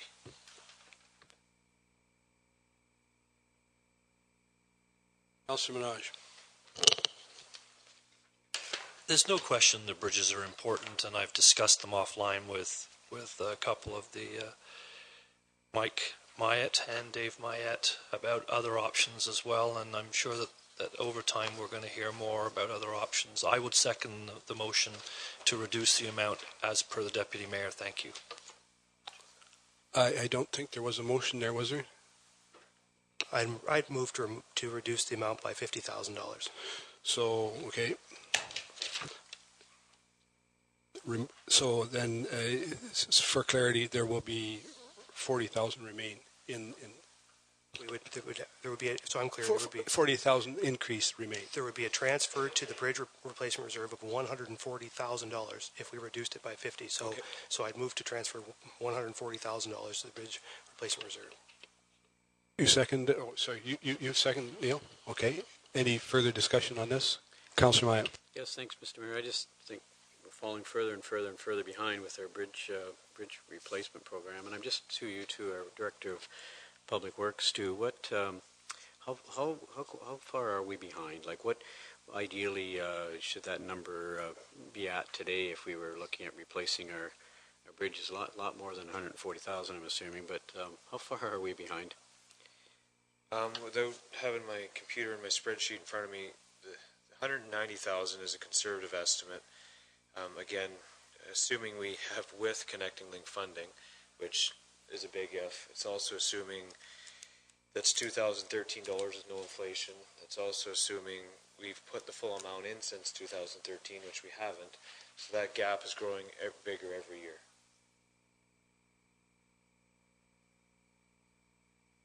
Councillor Dave Myatt. I would not be supporting this motion on the basis that these 11 assets that we have in the community, many of them are not necessarily high traffic areas as indicated in this report, but they're vital to the agricultural community. And I'll go back to my discussions at our Economic Advisory Committee. We continue to disregard the agricultural community as one of the main cornerstones of economic activity in our township, and I believe that we need to continue to invest in these to allow those people to access their properties that are on opposite sides of these watercourses, and to allow them to further deteriorate to the point where more of them have to be closed is unacceptable in my mind. Okay, so I guess I don't like reducing it, but given that the numbers in the whole budget, I think we've got to look somewhere, because I don't know where we're at right now, but 8 point something is certainly not anywhere close to what I think it's acceptable. So I would support it. But if you want to speak to the motion again, then we're going to call the question. I would just say that there was a time, and my friends in Public Works will remember this, where I lobbied hard to remove this reserve altogether, and succeeded a few times. But I think coming around to the notion that we need to build this reserve, I think, which is a significant climb down for me, obviously. But let's build it up over a couple of years. This is a $40,000 increase over last year. We can get there. We can increase it again next year. Let's just build it up a little more slowly. Keep building it, but build it up a little more slowly so we can achieve the balance we need between reserving this money and where we need the tax levy to wind up for the benefit of all those farmers too. So I think we got to we just got to strike that balance. But we're building this reserve. This reserve is heading in the right direction. It's up 40, and we can keep building it in 2017. But let's just do it slightly more gradually, is what I'm suggesting. Thank you, Mr. Mayor. Okay, so I guess the question is that we take 50,000 out of the proposed increase to 90. So everybody's clear on that. You want to speak again to it, Dave? I hear what you're saying, and here we have to make some grounds in reducing all the way through this package. I could support a reduction of, say, 20%, which would be $18,000 from what's being proposed there, which would put us at 82,000. 82,000, yeah. Well, the motion is to take 72,000. The motion is to take it to 50,000. Okay, so what I'm suggesting is an amendment to the motion. Okay, you're amending it to say 72,000. 72,000 to take 20%. 20% reduction. Is there a seconder for that? You'll second? Okay, so the suggestion, okay then, let's start. We've had enough discussion on this for sure.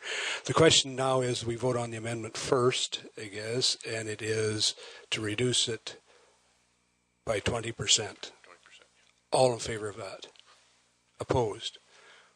Okay, back to the main motion now, which was 50,000 reduction. All in favor of that? Opposed? That carries. Okay. So the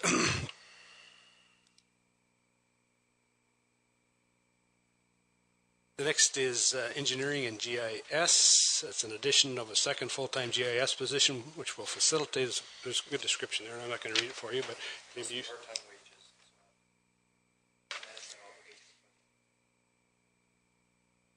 Okay, do you want to speak to it? Stuart, do you want to speak to it? No? It's fine there. No. If you've got questions, by all means, let's hear them. I'll start here with the Vice Deputy. I would appreciate an explanation because there's two wage lines there. And it talks about the addition of a second, so that appears to be one person, but then there's two on the lines. Can you just explain how these numbers come together? So the first wage line would be the tax levy, the GIS full-time, and then we also attached on this sheet, as it was a package, the two part-time wages for summer students to actually collect the data for the Community Services Department. Obviously the accompanying benefit expenditure that would be required.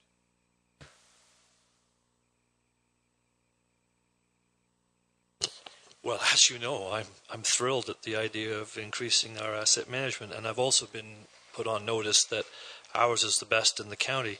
So with that in mind, I wonder, this seems like a big leap. I mean, I would love to say yes, but I think that we could scale this back and still get what we want. So back to the concept of potentially contracting. We have an expert in GIS. If we contract somebody to support that person to start the development of the community services asset management plan, and we keep the students, I believe that we could reduce the total amount here and still get a good leg up on the community services asset management plan. I think as we indicated with the last discussion on the position, whether you fill it on a full-time basis or a contract basis, your net costs are essentially going to be the same. And that's particularly the case here where we have an in-house contract person already. So we know what our fixed costs are going to be for the balance of 2016. Councillor Mike Myatt. I am struggling with this position, and I absolutely am in support of funding a second person to get us to the point where all our assets are inputted as part of our GIS program. So I have no difficulty with supporting some funds to getting through 2016 to get things loaded up. And because I was concerned about 2 full-time GIS staff members with benefits, and I just made a couple of inquiries today, and Walkerton 3/4 of one person, Kincardine one GIS person, Owen Sound 1, Hanover no GIS person, supported by Grey County, and we have a full-time GIS coordinator. Just want to make it clear tonight, what we're asking for is a second full-time GIS coordinator. Yes, we're going to talk about it in the staff report, and we'll have our say in whether it's full-time or contract, but I just want to go on record by saying I don't get the 2 full-time GIS coordinators permanent full-time. I'm with Councillor Minaj. I think it's great that we're putting some funds in the budget to get us, where we're fully inputted. In my conversation with communities today, we're the leaders. Absolutely no question about it. We're light years ahead. But 2 full-time people, permanent with benefits, I just really, really struggle with that. And I want staff to know I'm again in full support of providing some staffing to get us fully inputted. I have no difficulty with that. But I have a question of our Director of Community Service, if I could, because our Director of Public Works has stated that part of it's to bring community services up to date, and I understood there's been some work done though. Jane, could you bring me up to date on what, I know part of it's to build this position because of community services, but what has there not been work done in 2015? Yeah, a fraction of the work. We certainly don't have the expertise to do the full GIS, but what we have been able to do is to gather some of the information for the database on our assets that we have. Is looking at our parks and our trails and some of our facilities, what we have in those facilities, and the age of them and the condition of them. That's just the preliminary work that's been done today. Internally with staff. We have not been out on the sites. I don't know. I just another full-time person, and I think there's 2 students in here for 18,000 as well. And I Maybe, can you speak to it, sir? So I don't know how many council attended the presentation we had back in November, and it was an open GIS day for everybody to attend. It was great. I was only able to stay for half of it, but what you saw there was the comparable. Like you said, we are light years ahead of folks. But that's what council is asking us to do more. They want us. You guys have asked us to move ahead, get a corporate GIS program, move this ahead, and no other communities have done that. So that's why they don't have that staff. And I'll say it right now, and I know we shouldn't get into this, but I won't have the opportunity at the next council meeting, is if we want a corporate GIS system, it's going to take more than one person to maintain that system. As I put in the report, the big work isn't setting it up all the time, it's maintaining the system. It's constantly evolving, it's constantly moving, data changes, you have to keep it current or it's no good. And that's why you need those staff people, or else all the work you did to set it up is not really worth a whole lot. Councillor Dave Myatt. I agree with everything. I was one of the ones that attended the GIS system, and I agree that we are the envy of the other municipalities that are neighboring and further afield with where we're going. And when I saw what this thing can potentially do, it's really mind-blowing, and I fully support keeping that position. And whether it gets done on a contract basis or full-time basis, we'll determine next week or the week after, but I think it needs to be there. Deputy Mayor. Thank you, Mr. Mayor. Obviously, there's good things with regard to GIS. I mean, it's important, and the more of it you do, the further ahead you'll be. But I think what it boils down to here, for me, is that there's these 4 new positions here. We can't hire them all, not in my view. We just can't hire them all. We can only do certain ones of these.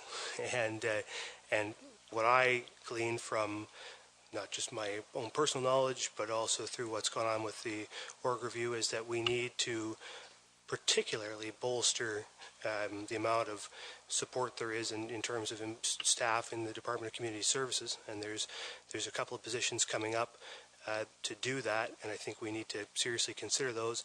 I just believe that engineering GIS is something we're ahead of the game, as has been well stated. We can stay ahead of the game with the staff complement we have, and that we should defer this hiring until 2017. And so I would move that we defer the entire $103,720 to 2017, and leave ourselves the room to consider the backstopping that is required now in the Department of Community Services to support the operations in that department.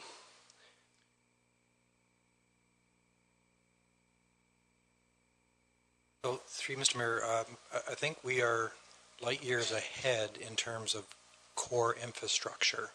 And where our challenge is going to be is our obligation to complete a corporate asset management plan by the end of 2016.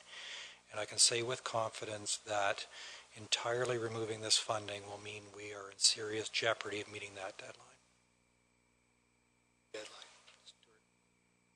Stuart? Just to clarify what's not on here is that we do have an obligation to this contract employee through till June or July. It was a cover to overlap the maternity leave.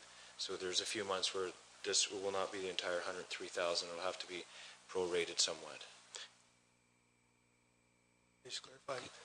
So there's our base level funding for the GIS officer is not enough to sustain what we're doing right now. We need to increase it in order to sustain what we have at present.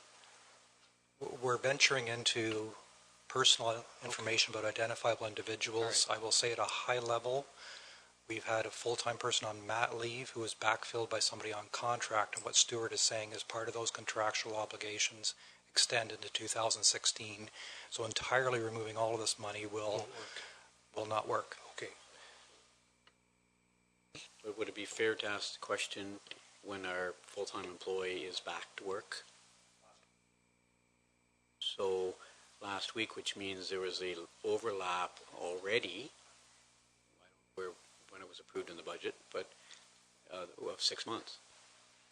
We really built somewhere. I knew we had one full-time position funded, but so there's an overlap of 6 months that we're funding already. Go ahead. Yes, that's be careful. Okay, well, I'll leave it at that. But I mean, so we have a motion to remove this. Mr. Mayor, I have to withdraw the motion because I can't create a problem here. But I guess I would ask for a number. I don't know what the number is that can be withdrawn without jeopardizing the existing operation. That's the number I need.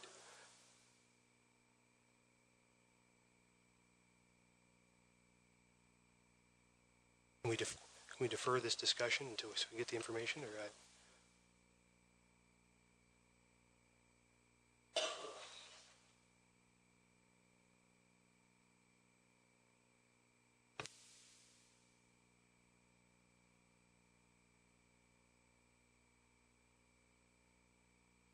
The next item then is $55,000 for the Emerald Ash Borer, tree and vegetation control. Vice Deputy Mayor Huber. This is just a comment. Heritage is all about cultural traditions and stories and stuff. I must say that in all my years on council, it's the first time I've ever noticed you leave the chair. So that was a new thing. The deputy mayor being so encouraging about bridge reserves was another sort of different direction. I must say, though, it's incredibly gratifying to see the word canopy in a staff report. It's taken a lot of years for us to really talk seriously about trees in this community. So, Stuart, I know you're leaving, but thank you for getting us there. So I appreciate that, and this is a good thing for us to be continuing to pay attention to. Councillor Madison. Thank you, Mr. Mayor. Through you probably to Stu, what are the environmental initiatives that we'll be looking at? The bulk of that would be with the an upgrade and expansion of the tree sale that we currently. So, if there's no motion to remove, stays. The next item is community services, and it has to do with the org review, and it's a parks manager. I suspect that this is a three quarter of a year, so that annualized will be $40,000. 41,000. Additional 41,000 next year. So, okay.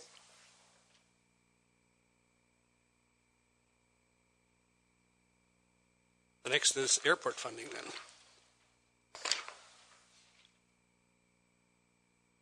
An increase to the airport funding from $17,500 to $19,500. It's a $2,000 increase to the tax levy.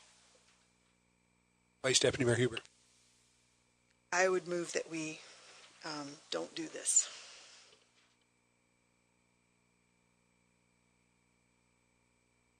Have we second for that motion? I'll ask again, is there a seconder? Councillor Madison, you second? Okay. Any discussion? Councillor Minaj. So I've had some interesting time with the airport committee as a backup to Dave, and they're an energetic committee that is continually trying to make improvements, and they say with more funding we can do more work. And they're not asking for more funding, they're just asking for a historical change back to the funding they had before. So you can see at the top on the right hand side the numbers from 2010 through to 2014. So 2 of those years they had the 19.5, and that's what they're asking for now. So that's the historic funding, so they can do more work. Go ahead, Vice Deputy Mayor Huber.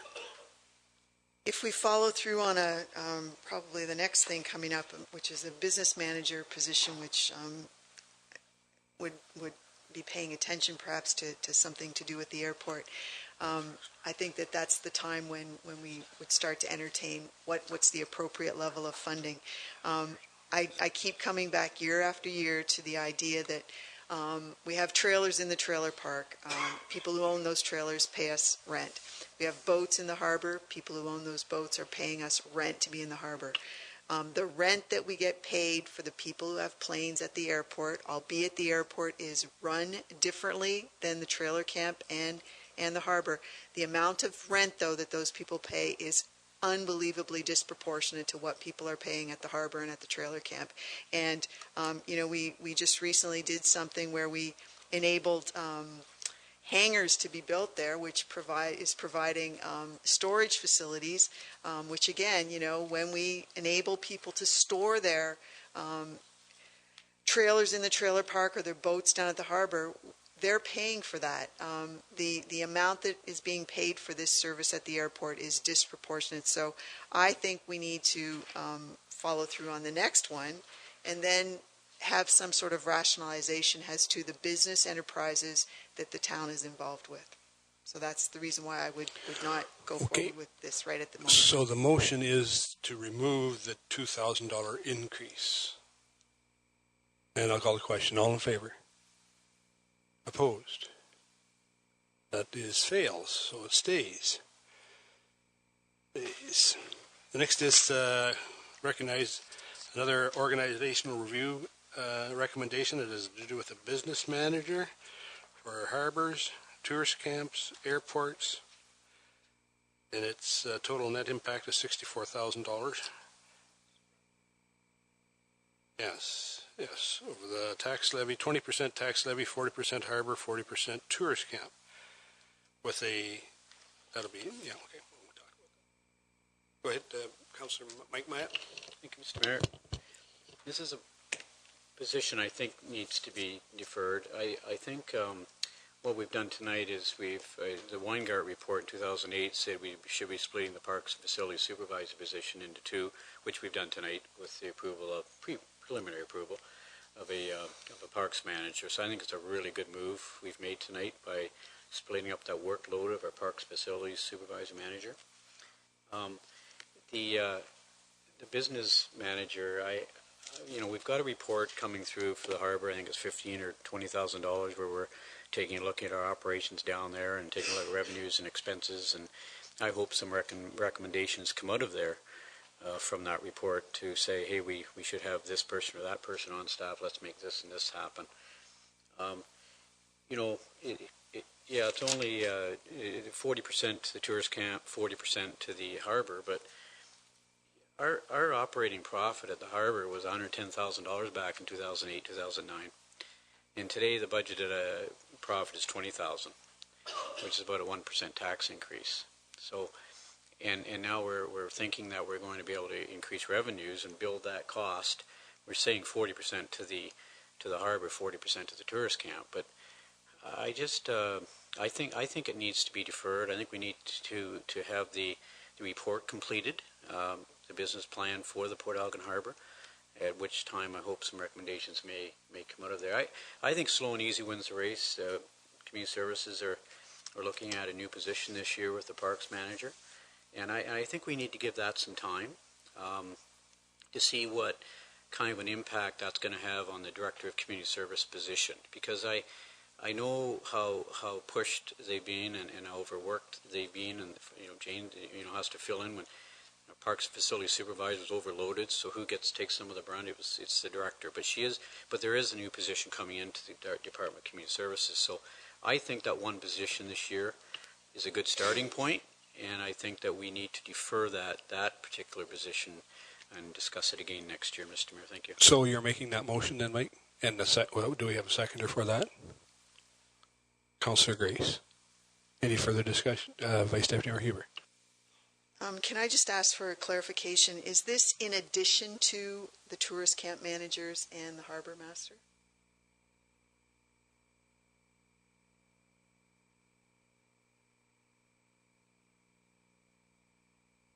So we've had any further questions? Then the motion is to defer this, and I'm going to ask the question. All in favor? Opposed? So that carries. So, yes? Mr. Mayor, can I ask a question then? If the harbor and tourist camp portions of that 40%, the $50,000, will that result in a increase in the revenue generated by those two operations of an equivalent amount?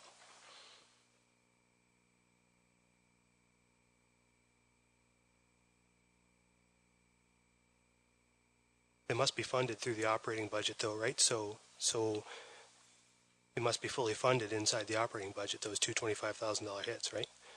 So if you take them off, then you should have increased revenue. We were expecting some additional savings on other wages in those two areas that would cover the funding for this position.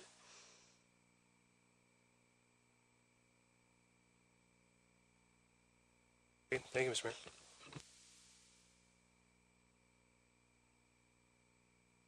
Well, we're making some progress, I guess. One more, and this one is the waterfront mass maintenance personnel. And it's one lead and two students, $35,000 on the tax levy. Councilor Madison.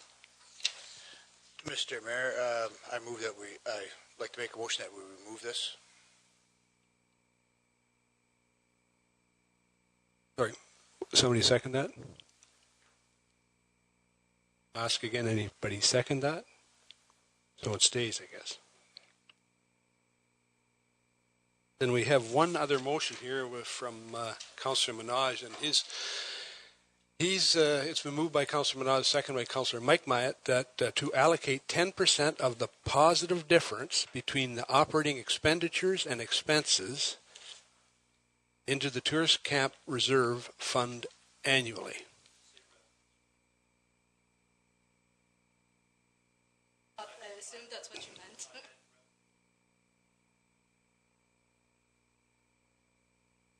I can do that, I think, because you're fine with that. So it's operating revenue, expenditures, and, okay.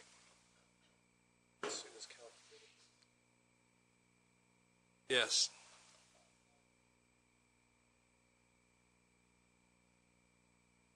Okay, go ahead. So this is the kind of seed money that was already talked about earlier, the possibility of a lower amount going to reserve funds from the tourist camps. We know that, and I spoke to it before, 2 tourist camps are net worth of approximately $600,000 per year in profit to the community. So my question was always going to be, with a business manager or somebody reviewing these options, do we try to build another tourist camp, or do we want to sell them because it's an optimum time to sell them and make some money to pay for these other projects we can't afford to complete?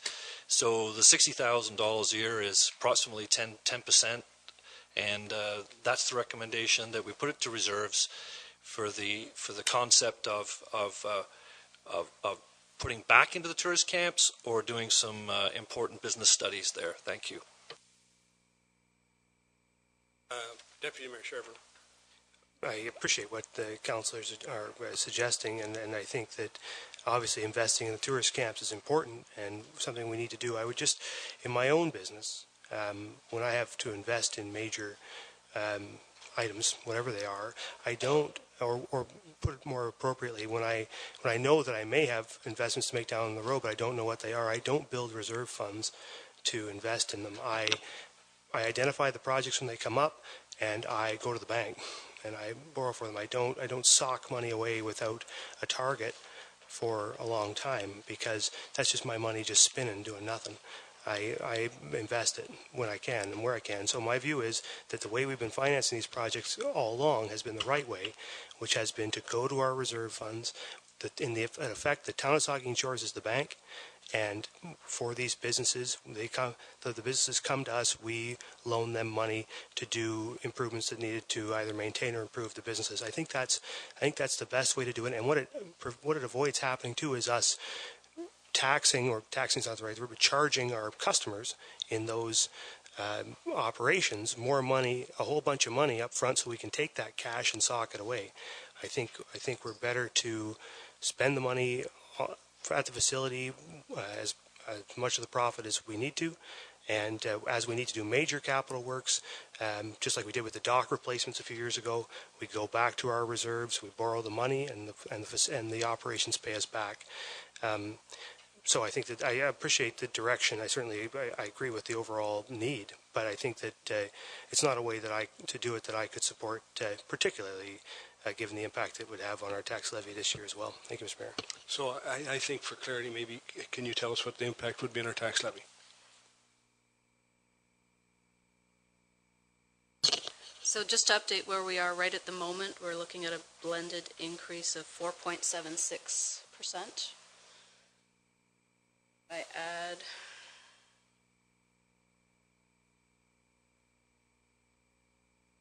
how many sheets in this spreadsheet? This is about 60,000. Yeah.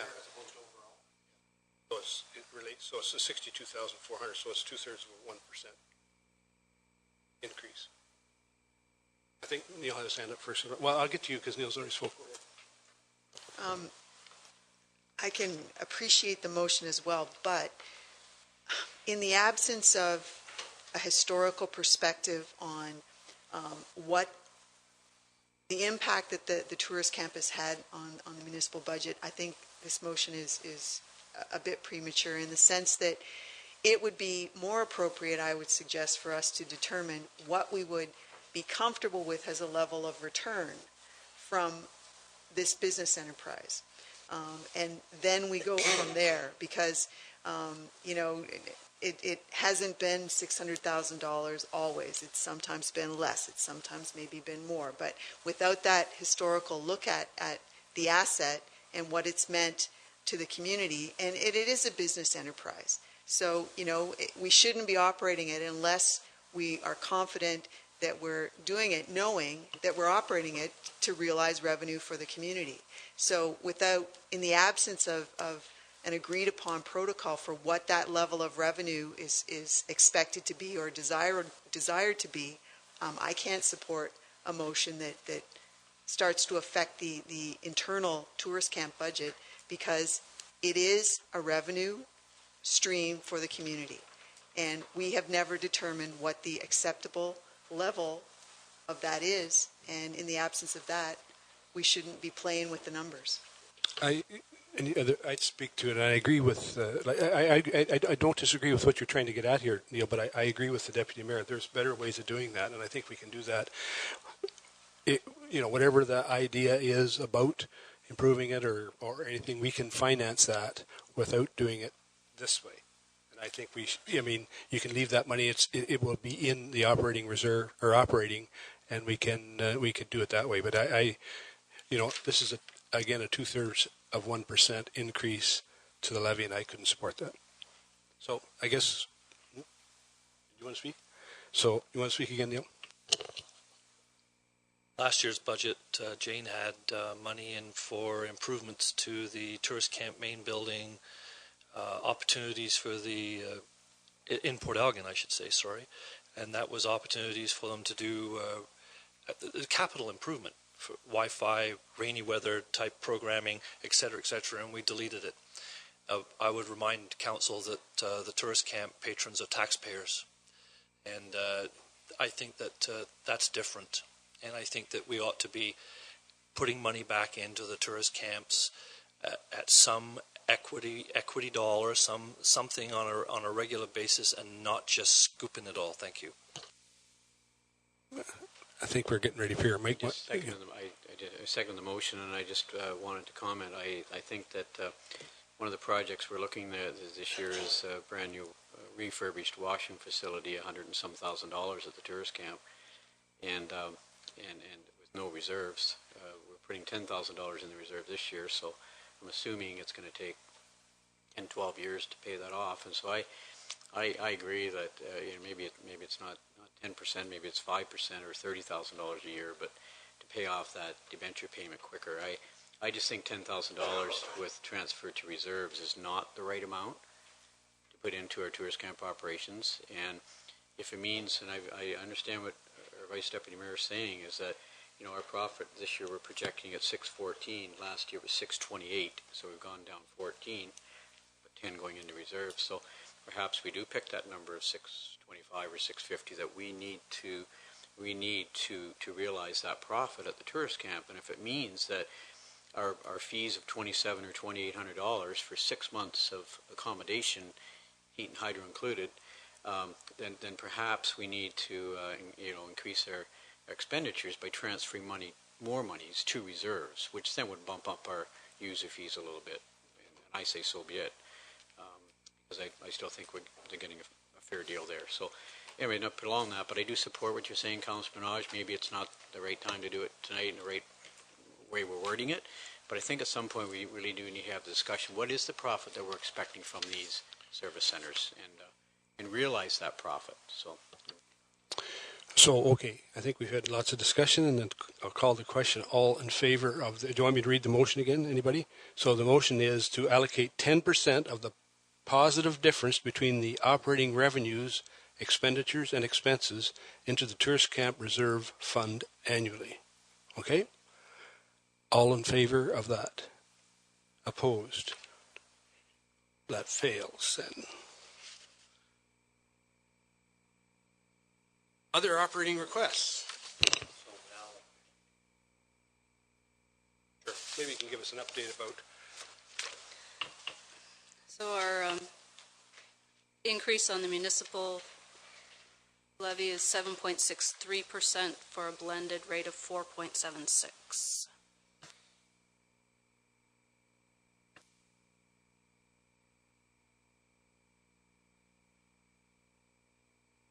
Thank you, Mr. Mayor. So I have one additional item. I would like Council to request that the Police Services Board reduce its its budget by $10,000. The board budget, not the service budget, Police Services Board budget. I believe that the space exists within the Police Services Board budget to make that reduction from its line item related to legal reserves, to legal funds, because we've established the reserve of last year's money. So I would, council will need to request that the board make that reduction, but I would like, I guess I would move that council make that request of the board.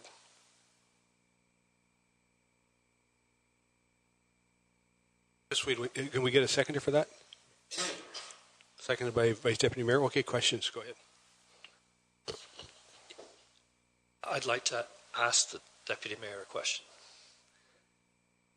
Is it your intent, Luke, that this reduction lowers the blended amount and we stop there for the night? Or is this allowing something else to be added from the additional list? It's not my intent to add anything to the budget this evening.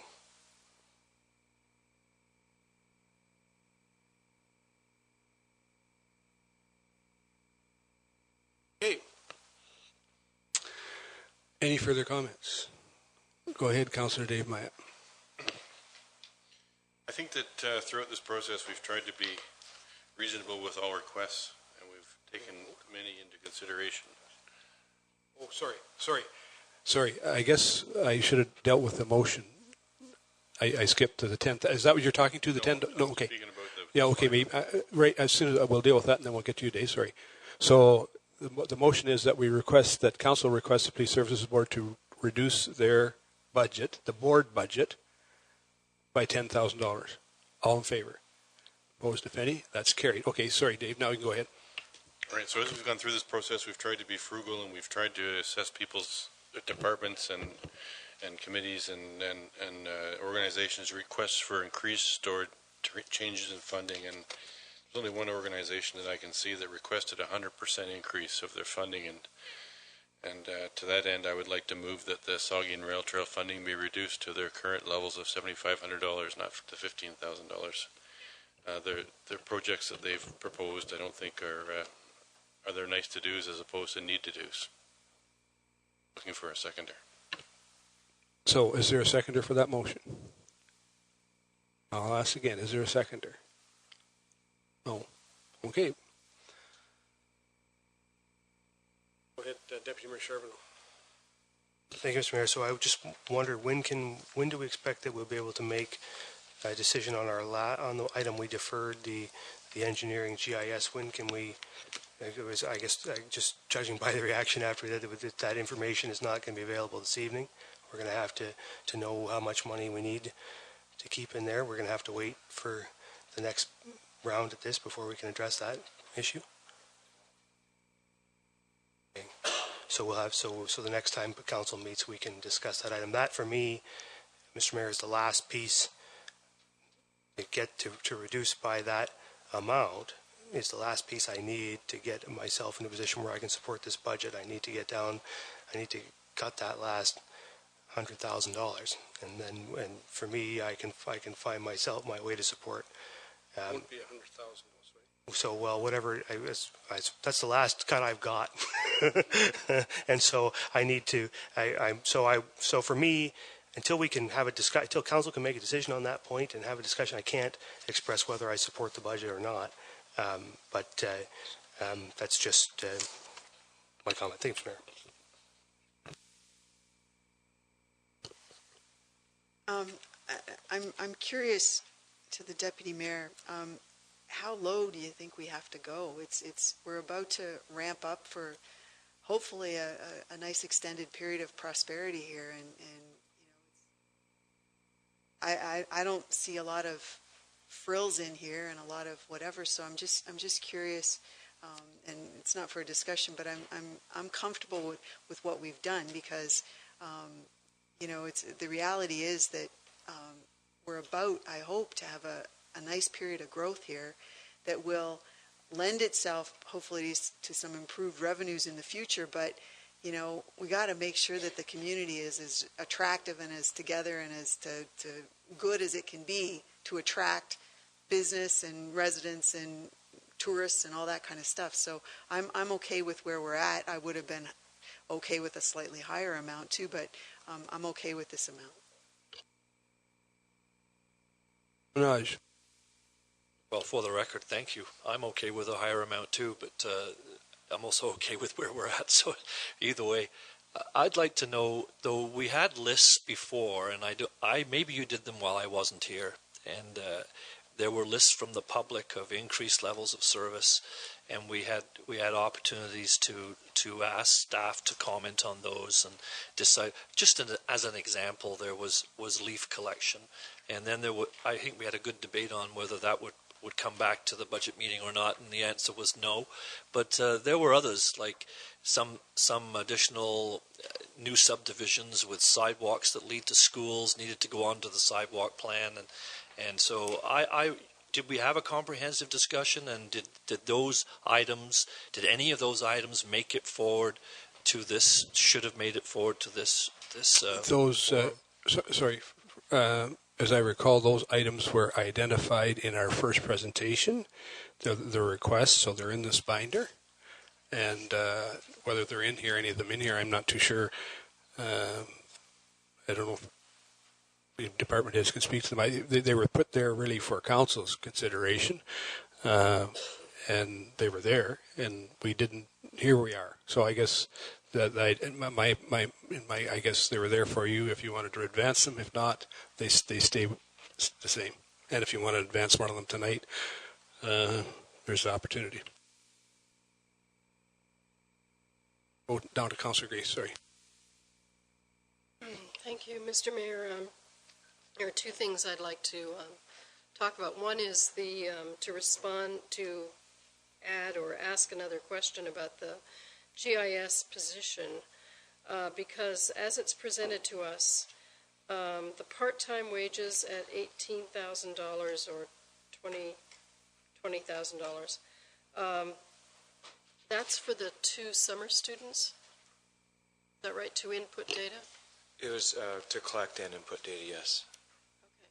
Okay. And have we been doing that? Is this an additional 2 students? We've been doing that for the core infrastructure, but not for community services at this time. Okay. Now, my other question is actually about leaf collection.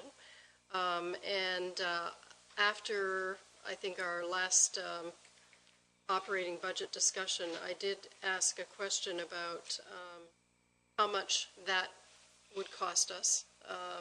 And one of the pieces of the response, this was from Dave, I believe, was that we held on to a vehicle just in case council wanted to do that. Could you tell us, just refresh our memory on how much would be added to the operational budget for leaf collection? How much what are we going to do with that vehicle if we don't use it for leaf collection? So, at the time when we discussed the waste management contract, I did indicate that it could free up some time for leaf collection if that's what council's desire. So when we talked about getting rid of the 2 trucks, we decided to get rid of one and allow council that freedom to make the decision at this time. So we do have the older truck still in stock. If we want to continue, if we want to implement leaf collection, obviously we need to have some costs for repair, fuel. We have the folks here, so we wouldn't need additional wage costs. However, we'd have some materials. And again, this is a 15 or 10-year-old truck. I can't remember right now, so it wouldn't last forever. So we'd have to either decide if we wanted to put money in the budget for buying a used one at some time. So to bring it on again right now wouldn't be entirely, a large expense. Being used for anything else? No, it would sit most of the year. So it's just. And if we don't do leaf collection, it just sits, period. Then we sell it. Then you sell it. Yes. Okay. And without any definitive comment by council on leaf collection, the plans are that it would be sold. At this time, that's where it was going. And do you have any idea how much it would? The older vehicles, ballpark figure? Maybe $20,000 we might get out of it, just because used vehicle prices and equipment's going up now with the U.S. dollar. We might get a little bit more than we thought. Okay. Well, I just want to make a statement. I don't know that it doesn't seem like there's a lot of interest in supporting this, but I know that this is an issue for our seniors, leaf collection. And, I think that, we could say, well, that's something that you just have to handle privately, but I don't know how much of the leaf refuse is coming from town trees, of our own canopy, and what kind of responsibility we have to help seniors out with that. And I think it's an issue.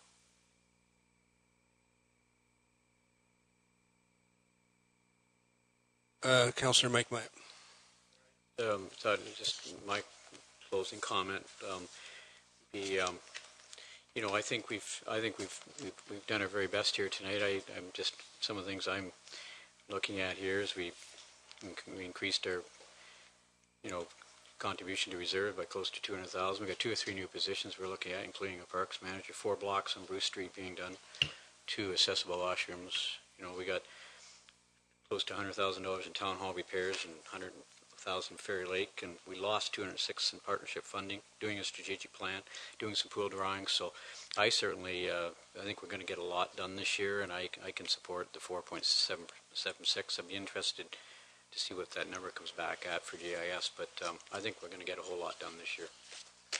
Just for clarity, the 4.76 is blended up with the county and the reduction in the education. So for our levy purposes, is in an increase of 7.63%. Councillor Mattis. Sorry. Yeah. That blended rate is assuming a 0% increase on the school levy. We haven't received those numbers yet. So, okay. They have traditionally, over the last number of years, been decreasing, but I can't guarantee that. Okay. Thank you, Mr. Mayor. While I do agree with Vice Deputy Mayor Huber, we could be coming into a period of prosperity. We have to watch that we don't price ourselves out of that prosperity. A lot of people coming into town, the first thing they say is our taxes are very, very high. And I, for one, cannot support the tax levy that it's at this point. And hopefully we can come back with some, I'm hoping at least 2% somewhere. I know it may be hard, but I believe our taxes are too high at this point. Other questions, comments? Go ahead.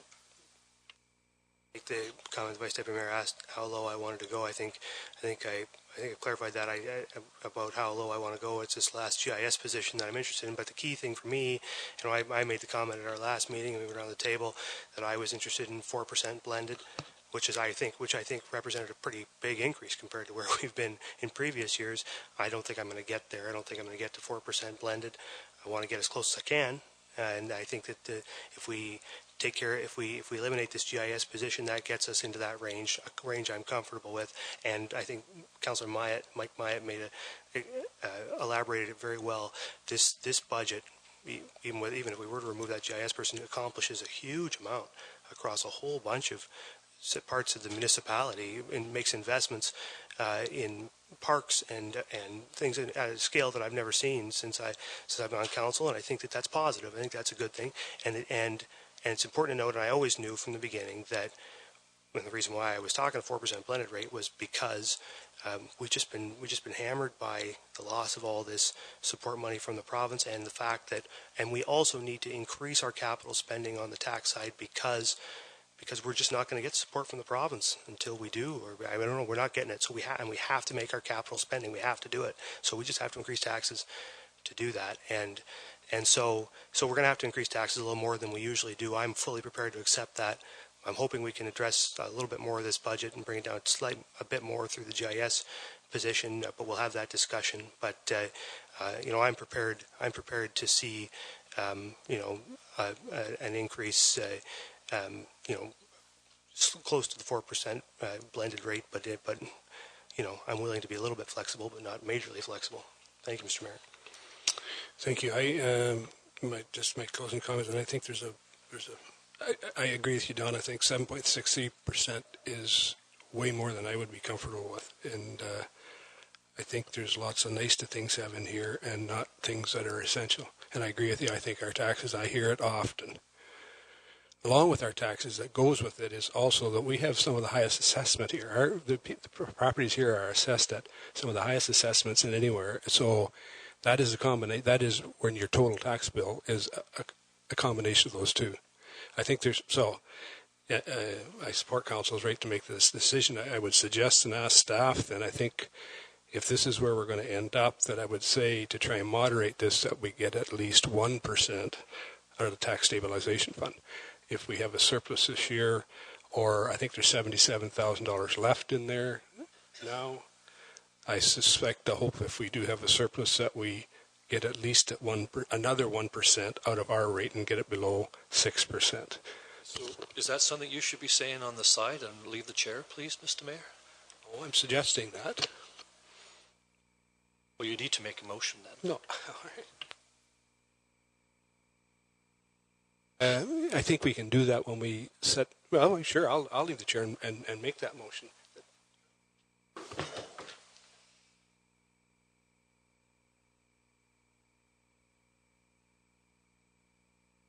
Use some of that money to put up a plaque. A motion from the mayor. So I would suggest that we direct staff to use this tax stabilization fund for at least 1%. We don't know what the surplus will be. We know there's $77,000 left in the tax stabilization fund, but at least 1%. And I think perhaps when we go to set the tax rate, if there's lots there, or if we can get a little more out of it, we can reconsider that. But for tonight, 1%. Motion from the mayor to use the tax stabilization reserve to reduce the levy by at least 1%. Seconded by Councillor Matheson. Discussion. Vice Deputy Mayor Huber. When we heard that there was, if we took out about $20,000, there was about $77,000 in there. Did that take into account that the strategic review process was going to be funded from that too? So that was off the top. Okay, thank you. Councillor Minaj. Thank you. If my math is right, we're talking about the difference between $1.50 a week and $1.45 a week. I'm not buying it, and I'm certainly not buying that the need to take another 1% off or use that reserve fund to do that stabilization fund. The truth is that we've been hammered by the government telling us our taxes are too low. They're not giving us any grants to support what we're doing here. We're doing this on our own feet. We're going to put the taxes up appropriately to do the right amount of work and move this community forward without the provincial government and without the federal government until they realize that we are doing the right thing and they'll help us. Thank you. Further comments? Yeah, Councillor Mike Myatt. One of the comments about our taxes are way too high, I think the words were. I'm getting confused about our taxation being too high. I keep reading reports we're in the bottom 25 percentile for average household assessment. And at bottom 25%, our treasurer gave us a report not a month ago where we're on the far right left-hand side, and then on the right-hand side is the high taxation. So average household assessment here, $350,000 property, taxes are about $3,700. On Sound, that same 350 is $5,200, and Walken is $4,200, and Kincardin's $4,000. I don't. So I hear some people say our tax is too high, but I'm getting confused with the report I read from the 100 municipalities that were surveyed around the province of Ontario said that we're in the bottom 25 percentile for taxation, yet I'm hearing our taxes are way too high. Our average household assessment, or our average household income rather, is in the top 25% at $115,000. I have a soft spot for people living in affordable housing, low-cost housing. I understand that, and I think we need to do more affordable housing. So there are that percentage of the population that simply can't afford. But I struggle with, the 4.76%, yes, for 7.63, but I keep hearing we're in the bottom 25% for taxes, top 25% for income. So we've been 10 grant applications in a row.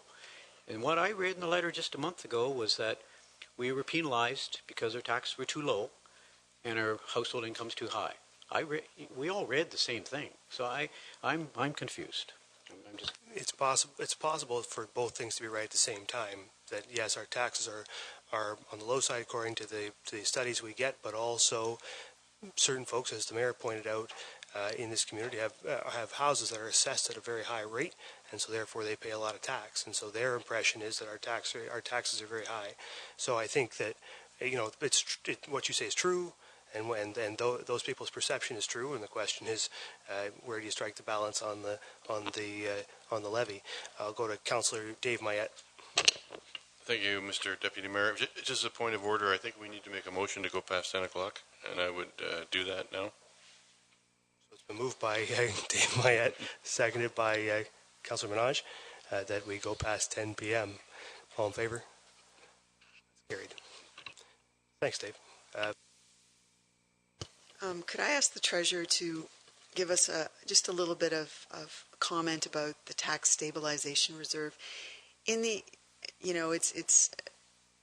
We created it about 5 years ago, I think.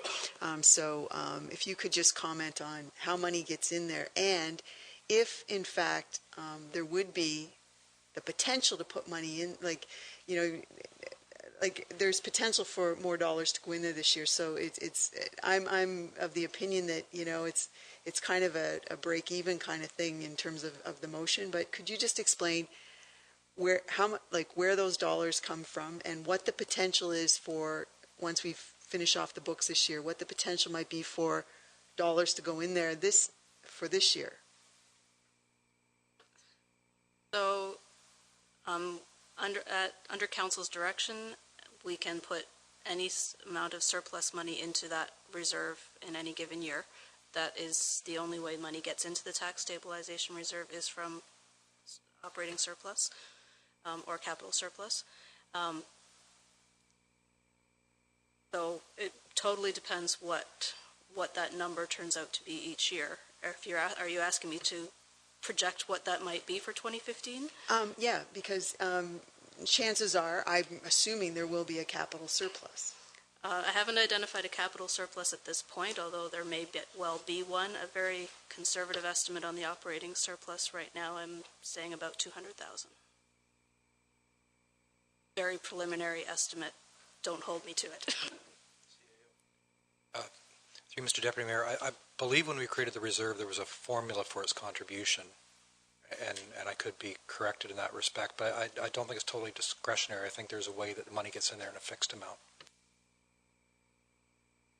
And the intent of the reserve was to do just what the mayor is suggesting we do with it, is to balance out steep increases in the taxes, so that but the point is to balance, so that if you anticipate you're having a one-time increase, or you're seeing major expenses that come up, then you can create a level over time, stabilize the taxes or the increases. So the intent of the reserve will get a contribution this year. We don't know quite how much, and the intent of the reserve is to do what's being suggested. So I think that we can be confident that this is something that if we choose to do, it's appropriate in terms of what we've done in the past.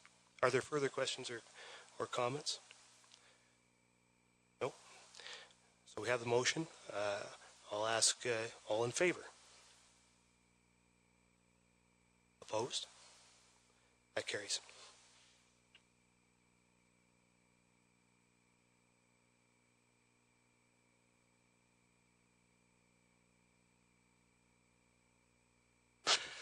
I think we've had enough for tonight.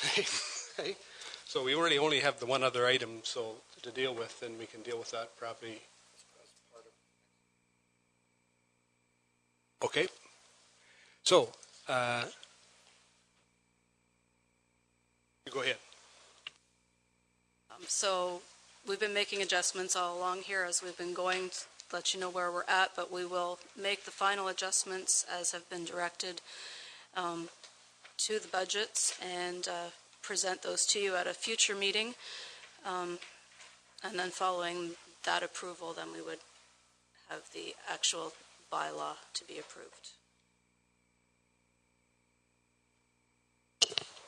Was that a defined amount in that motion? Was it 1%?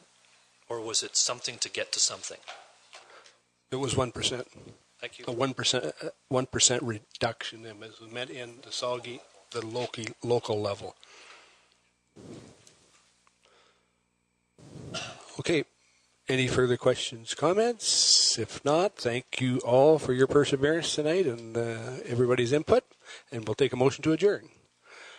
Diane and Don, all in favor? We're adjourned.